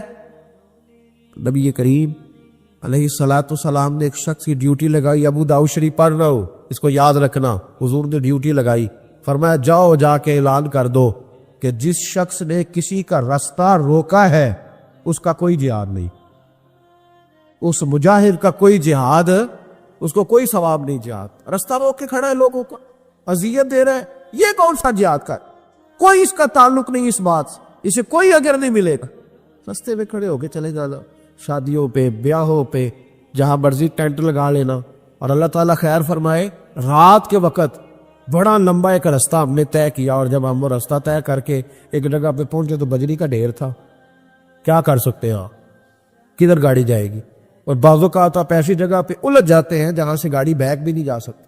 لیکن وہ جس نے گرائی ہے وہ مالک ہے گلی کا, کہتا ہے 4.5 فٹ میں نے جگہ چھوڑی ہوئی ہے, کسی کی ضرورت ہے جو مجھے کہہ سکے بھئی یہ شارع عام ہے, اب تیری ملکیت, خدا کا خوف کر, تھوڑا سا خیال کر. موٹر سائیکل کھڑی کرنے والا اس احتیاط سے موٹر سائیکل نہیں کھڑی کرتا کہ کوئی اگر گزرنا چاہے گا تو اس کے لیے آسانی ہو. ہم سمجھتے ہیں دین تو نماز پڑھنے کا نام ہے, دین تو کالا بکرا ہر جمعرات کو ذبح کرنے کا نام, دین تو اچھی اچھی تقریریں کرنے کا 1.5 گھنٹہ جو ہے وہ محفل سجانے کا نام دین ہے. یہ کون معاملہ ہے؟ جدھر دل کیا جو مرضی کرے, اور آپ کہہ نہیں سکتے, سوال نہیں پیدا ہوتا. اگر آپ کہیں گے تو پھر لوگ کہیں گے کہ جناب اتنی کاہے کی جلدی ہے, آپ کو کیا مسئلہ ہے, آپ نے کہاں جانا ہے, بس 5 منٹ میں آیا ہوں. آپ تھوڑی احتیاط کریں. میرے رسول کریم علیہ الصلوۃ والسلام نے بہت بڑی بات ارشاد فرمائی. نبی کریم صلی اللہ علیہ وسلم کے آنے سے قبل جو امتیں تھی, نماز پڑھنے کے لیے مخصوص جگہ تھی, عبادت گاہوں میں لوگ نماز پڑھتے, ہر جگہ نماز پڑھنے کی اجازت نہ تھی. جب حضور تشریف لائے, نبی رحمت صلی اللہ علیہ وسلم آئے تو حضور نے فرمایا لو بھی میرے قدموں کی برکت سے رب نے ساری زمین کو مسجد بنا دیا ہے, اب تو جہاں نماز کا وقت آئے مصلی بچھا کے پڑھ لینا, نماز ہو جائے گی. صرف مسجد میں نہیں, گھر میں بھی, چوک میں بھی, جہاں بھی موقع ملے. لیکن حضور نے فرمایا جہاں سے لوگ گزرتے ہو نا, شارع عام ہو, وہاں تمہیں نماز پڑھنے کی اجازت نہیں, وہاں نماز نہ پڑھنا, سائڈ پہ ہو کر پڑھنا. ایسی جگہ جہاں لوگوں کو تکلیف نہ ہو. ہمارے جتنے پبلک پلیس ہیں, جتنے مقامات ہیں, آپ کسی کو کہہ دینا تھوڑی سی یہ جگہ چھوڑ دو تو کہتا ہے یہ نہیں مجھ سے ہو سکتا, اور دیکھیں تو ویسی ساری گلیوں میں پکتی ہے. گھر میں چونکہ وہ ظاہر ہے وہ کوئلے ہوتے ہیں, بڑا کچھ ہوتا ہے تو پھیل جاتا ہے. آپ کہہ سکتے ہیں کسی کو کہ دیگ اندر پکاؤ, ہے طاقت جی؟ تو جنائی ہوئے سیاڑا تو منجی بھی ایک نال ڈال لیتا ہے, پھر تو کام بھی مکا نا. تو وہ اب اس نے چاول بھی اسی میں بھگونے ہیں, سارے کام بھی, چونکہ گلی ہے, اور 4.5 فٹ حملے بھی چھوڑی ہے. تو جی کو 6.5 فٹ چھڑ لے تو پھر تو مشکل ہے لگن دے, پھر تو کام ہی ختم ہوا. بھائی دین یہ کہہ رہا ہے کہ تو یہاں نماز ادا نہ کر, اس لیے کہ لوگوں نے یہاں سے گزرنا ہے, اور تو نے یہی دیگ رکھوا لی اور دیگ دے دی اللہ کے نام پہ, اور سارے مسلمانوں کو لائن میں لگایا ہوا ہے. تکلیف ہو رہی ہے کہ گزر نہیں سک رہا, لیکن چونکہ اللہ کے نام پہ دینی ہے, لہذا کسی شخص کی طاقت نہیں کہ وبلا بھی کر سکے. چیزوں کو دیکھے, ان کو غور کرے. یہ جس دین کے میں اور آپ ماننے والے ہیں, اس دین میں حسن ہی بڑا ہے, اس میں تو وقار ہی بڑا ہے, اس میں تو پیار ہی بڑا ہے, اس میں تو وہ رعنائی ہے, اس میں تو وہ برکت ہے, اس میں تو وہ قرار ہے کہ انسان کی روح ٹھنڈی ہو جاتی. جیسے جیسے الحمدللہ ہم دین پڑھتے جاتے ہیں نا, ہمارا یقین اور مضبوط ہوتا جاتا ہے, ایمان میں اور پختگی آتی ہے. یار اتنا کرم, اتنی عطا, اتنا حسن. حضرت ابو سفیان رضی اللہ تعالیٰ عنہ مکے کے سرداروں میں سے اکیلے تھے جو بوڑھے ہو گئے تھے اور مکے میں رہ گئے تھے. بڑے سردار تھے. کلمہ بھی انہوں نے فتح مکہ کے بعد پڑھا. جناب عمر فاروق کا زمانہ جب آیا تو حضرت عمر گئے مکہ مکرمہ. حضرت عمر فاروق رضی اللہ تعالیٰ عنہ جب پہنچے نا دوبارہ اپنے دور میں, تو جا کے مکے والوں سے پوچھا کوئی مسئلہ تو نہیں, تو انہوں نے کہا حضور کا مسئلہ ہے. حضرت ابو سفیان کی حویلی کو جو رستہ جاتا ہے نا, اس رستے میں کچھ جگہوں پہ پانی گزرتا تھا, تو انہوں نے بڑے بڑے پتھر رکھ کے نا تو رستہ بنا لیا. تو اب ہمارے لیے یہ مشکل بن گیا کہ ہم گزر نہیں سکتے. تو حضرت عمر فاروق فرمانے لگے کہ تمہیں انہیں کہنا چاہیے تھا کہ حضور ڈر لگتا تھا. کہا نہیں. فرمایا چلو تمہیں لگتا ہے, مجھے تو نہیں نہ لگتا. حضرت ابو سفیان ویسے بھی بڑے تھے، برادری کے بھی بڑے تھے، عمر میں بھی بڑے تھے، پر حضرت عمر پہنچ گئے، دروازے پہ دستک دی، وہ باہر آئے تو کہا جناب یہ روڑے پتھر آپ نے رکھے ہیں رستہ بنانے کے لیے؟ کہاں؟ تو فرمانے لگے کہ پھر باہر آئیے ذرا، اٹھانے بھی آپ نے ہی ہے، لوگوں کو تکلیف ہو رہی ہے۔ تو وہ میں ہوتا تو میں تو جھگڑا کرتا، میں ہوتا تو میں تو کہتا کہ میرا 4,500 ووٹ ہے، میرا تو جناب 5-6 ہزار آدمی میرے کہنے پہ ووٹ کاسٹ کرتا ہے، مجھے ہی کہہ دیا تم نے، مجھے ہی کہہ دیا یہ تم نے، اتنی جرت، میرا قبیلہ، میری برادری، میرا یہ میرا وہ، یہ رستہ، بڑی داستانیں ہیں نا ہمارے پاس۔ وہ جو جس نے اپنی دکان کے آگے پھٹا رکھا ہوا اس کو آپ کہہ نہیں سکتے کہ تو نے غلط کیا ہے، حالانکہ شارع عام پہ وہ بیٹھا ہے، لیکن آپ منع نہیں کر سکتے، کہہ نہیں سکتے۔ جناب سیدنا عمر فاروق نے کہا حضور آئیے، اٹھانا بھی آپ نے۔ جناب ابو سفیان، کیا بات ہے سیاپا کی، حضرت ابو سفیان فرمانے لگے حضرت عمر سے کہ ان لوگوں نے تو مجھے بتایا ہی نہیں، اگر یہ مجھے بتاتے تو آپ کو تکلیف نہ کرنا پڑتی۔ آپ نے فرمایا عمر میں اپنی بالکل توہین نہیں سمجھتا، رکھے میں نے تو اٹھاؤں گا بھی میں، بس ان لوگوں سے کہہ دو کہ مجھے اٹھاتے ہوئے دیکھتے بھی جائیں اور مجھے معاف بھی کرتے جائیں، تاکہ میری جو قیامت کی گواہی ہے وہ میرے حق میں درست ہو جائے۔ میں اٹھاؤں گا، میں تیار ہوں، ابھی اٹھاتا ہوں۔ یہاں جھگڑا ہوتا ہے، فساد ہوتا ہے، دنگا ہوتا ہے، سخت اختلاف ہے ہمیں بہت سارے حکومت کے رویوں سے، لیکن اگر کسی جگہ گورنمنٹ آ کے کہتی ہے کہ یہ جگہ سرکاری ہے، اسے چھوڑ دیا جائے، میرا خیال ہے یہ بات غلط ہے۔ ہلکا ہلکا بول رہے ہو، نہیں جگہ کس کی ہے؟ سرکار کی جگہ کا مطلب ہے کہ جگہ عوام کی ہے، تو جس نے پکا قبضہ کیا ہوا ہے اس کو اگر کہا جائے کہ اس کو کہتا میں 30 سال سے بیٹھا، یہ کیا ترجمہ ہوا بات کا؟ اگر تو تیری ہے، تیرے پاس اس کا کوئی پروف ثبوت ہے تو ٹھیک ہے، پھر آپ بیٹھے، اور اگر نہیں ہے تو پھر تو شریعت اجازت نہیں دیتی قبر بھی کسی کی جگہ میں بنانے کی۔ ہاں اگر آپ نے کسی کی جگہ پہ قبر بنا دی تو فقہ کا اصول ہے کہ وہ شخص کہہ سکتا ہے کہ اپنا ابا نکالو، میری ذاتی زمین ہے، آپ کو نکالنا پڑے گا۔ جب قبر بنانے کی اجازت نہیں ہے تو پھٹا لگانے کی اجازت کیسے ہو گئی؟ دکان بنانے کی اجازت کیسے ہو گئی؟ لیکن ہمارے ہاں یہ مافیا ہے، ہم کہہ نہیں سکتے۔ وہ شخص ایک باقاعدہ پلان کرتے ہیں، وہ کہتے ہیں یہ کیسے ہو گیا، میں تو مجھے تو زمانہ بیت گیا۔ بھائی زمانہ، وہ ایک صاحب سے میں نے ایک دفعہ کہا کہ آپ کا وضو ٹھیک نہیں ہے، ٹکنے پہ پانی، تو کہنے لگے کہ مجھے 40 سال ہو گئے نماز پڑھتے، میرا وضو ٹھیک نہیں۔ تو میں نے ان سے کہا کہ چاچا جی یہ وضو کا تعلق علم سے ہے، تجربے سے نہیں، کہ تجربہ بڑا ہو گیا ہے تو لہذا میرا کام ٹھیک ہو گیا، اس کا تعلق علم سے ہے، تجربے سے اس کا تعلق ہے۔ تو آپ ساری عمر کرتے رہے، پر صحیح کریں گے تو پھر ہی صحیح ہوگا نا، سیکھ کے کریں گے تو ٹھیک ہوگا۔ ہم تجربے کی بنیاد پر اور وقت کی بنیاد پر کہتے ہیں میں ٹھیک چل رہا ہوں، ایسا کبھی نہ کریں۔ آؤ نہ دیکھیں کہ وہ توکل کدھر ہے۔ اقبال کہنے لگے سن اے تہذیب حاضر کے گرفتار، غلامی سے بدتر ہے تیری بے یقینی۔ یہ جو تو کچی پکی باتیں کرتا ہے تو غلاموں سے بھی بدتر زندگی گزار رہا۔ پکی بات ہو، مضبوط اعصاب ہو، مضبوط بات ہو، اس میں جھول نہ ہو، اس میں کمی نہ ہو، اس کے اندر کوئی ایسا انداز فکر نہ ہو، انسان مضبوط افکار کے ساتھ آگے چلے تو پھر وہ یقین کامل کی دولت کی طرف بڑھتا ہے، پھر اسے مضبوطی نصیب ہوتی ہے۔ لیکن ہمارے ہاں یہ ہوتا ہے کہ بہت کمزور لوگوں کی باتیں ہیں، بڑی کچی باتیں ہیں۔ نبی کریم صلی اللہ تعالی علیہ وسلم فرما رہے ہیں غار ثور میں، آپ کی توجہ ہے میری بات پر، سامنے کھڑے ہیں قریش مکہ، حضور کیا کہتے ہیں؟ لا تحزن، غم نہ کر۔ حضور کوئی سبب بھی تو ظاہری ہونا چاہیے نا کسی چیز کا، لیکن کریم نے کہا لا تحزن، ابو بکر غم نہ کر۔ کیوں نہ کر؟ ان اللہ معنا، اس لیے نہ کر کہ بے شک اللہ ہمارے ساتھ ہے۔ جن کے ساتھ رب ہو وہ دنیا داری کے معاملات میں کبھی غمگین، جن کے ساتھ رب ہو۔ لیکن ہم نا، وہ اکبر الہآبادی نے کہا تھا کہ مصیبت میں بھی اب یاد خدا ہم کو نہیں آتی، دعا منہ سے نہ نکلی، جیبوں سے عرضیاں ہی نکلی۔ ہم نہ دفتروں کے چکر تو کاٹتے ہیں، مصلی نہیں بچھاتے، ہم سفارشیں تو ڈھونڈتے ہیں، دعائیں نہیں کرتے، ادھر ادھر سے اپنے تعلقات تو لڑاتے ہیں لیکن اللہ کی رحمت کو نہیں مناتے۔ ایک تو ولی کی شان یہ ہے کہ کامل ایمان، اور دوسری بات وَكَانُوا يَتَّقُونَ، ولی متقی ہوتا ہے، تقوی والا، پرہیزگار۔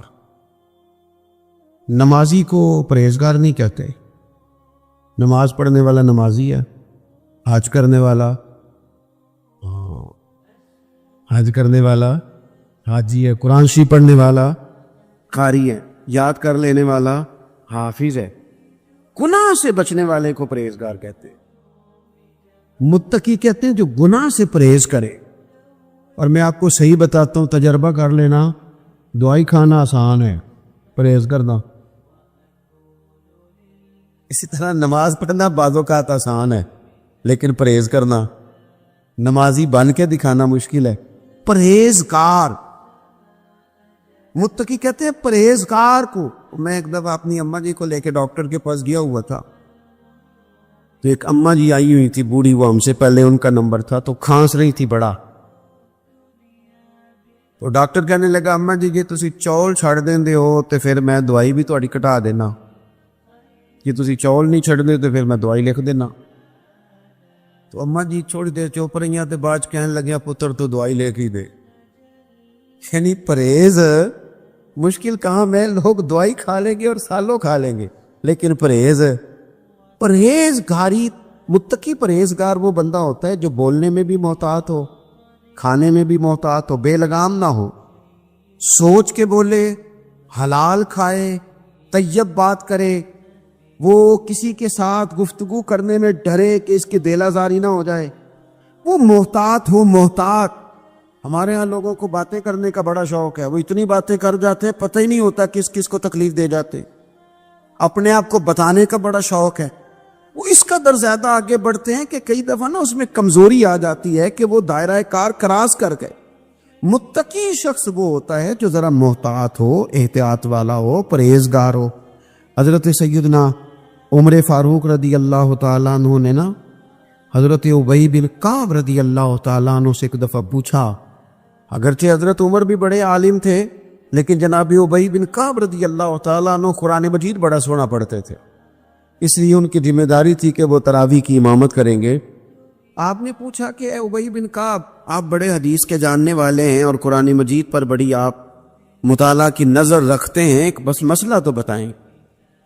یہ مسائل پوچھنے کا نا ہمیں بھی ذوق بنانا چاہیے. جب شوق ہو جاتا ہے, ذوق ہو جاتا ہے, پھر دل بھی لگ جاتا ہے. حضرت ابی بن کعب رضی اللہ تعالیٰ عنہ سے حضرت عمر نے سوال پوچھا. کہا جناب بتائیے, یہ بار بار کئی بار اللہ تعالیٰ نے قرآن مجید میں تقوی کی بات کی ہے, بار بار کہا ہے پرہیزگاری اختیار کرو تاکہ تم پرہیزگار بن جاؤ. اللہ پرہیزگاروں کے ساتھ ہے, اللہ پرہیزگاروں سے محبت کرتا ہے. تو یہ پرہیزگار کون ہے, یہ تقوی کیا ہے؟ تو بڑی سادی سی مثال دی حضرت ابی بن کعب نے. آپ کو سمجھ آ رہی ہے میری باتوں کی؟ تھک تو نہیں گئے آپ لوگ؟ ہر بات میں تو ایسے نہ کریں, سوچ کے کریں. حضرت ابی بن کعب رضی اللہ تعالیٰ عنہ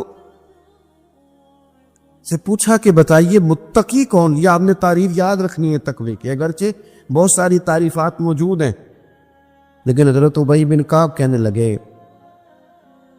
اے عمر, اگر آپ تنگ رستے سے گزر رہے ہوں, دونوں طرف جھاڑیاں ہوں, کانٹے دار جھاڑیاں, رستہ تنگ ہو, اور آپ نے کھلا لباس پہنا ہو, تو آپ کیسے گزریں گے؟ تو حضرت عمر کہنے لگے بڑی صاف سی بات ہے, ذرا کپڑے سمیٹ لوں گا اور تھوڑا سا نہ ادھر ادھر دیکھ کے محتاط ہو کے گزروں گا کہ میرے کپڑے جھاڑیوں سے الجھ نہ جائیں. حضرت ابی بن کعب کہنے لگے بس یہی سادی سی بات ہے, دنیا میں بھی دونوں جانب گناہوں کی جھاڑیاں ہیں, جو ذرا اپنے آپ کو سمیٹ کے گزر جائے اسے متقی اور پرہیزگار کہا جاتا ہے. ذرا سمٹ کے گزرے, غیر محتاط نہیں, بات کرے تو احتیاط سے, اور سب سے بڑا مسئلہ رزق کے معاملے میں محتاط ہو. جو لوگ رزق حرام کھاتے ہیں نا, روحانی زندگی ختم ہو جاتی ہے بالکل. رزق حرام سب سے بڑا نقصان یہ کرتا ہے کہ بندے کی عبادت کی لذت چلی جاتی, سجدے میں ذوق نہیں آتا.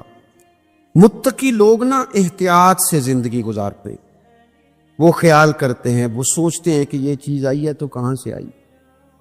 ان کی زندگی کے اندر یہ احتیاط پائی جاتی ہے. حضرت عبداللہ ابن عمر رضی اللہ تعالیٰ عنہ بڑے عالم تھے, حج کے مسائل سب سے زیادہ حضرت عبداللہ ابن عمر کو آتے تھے.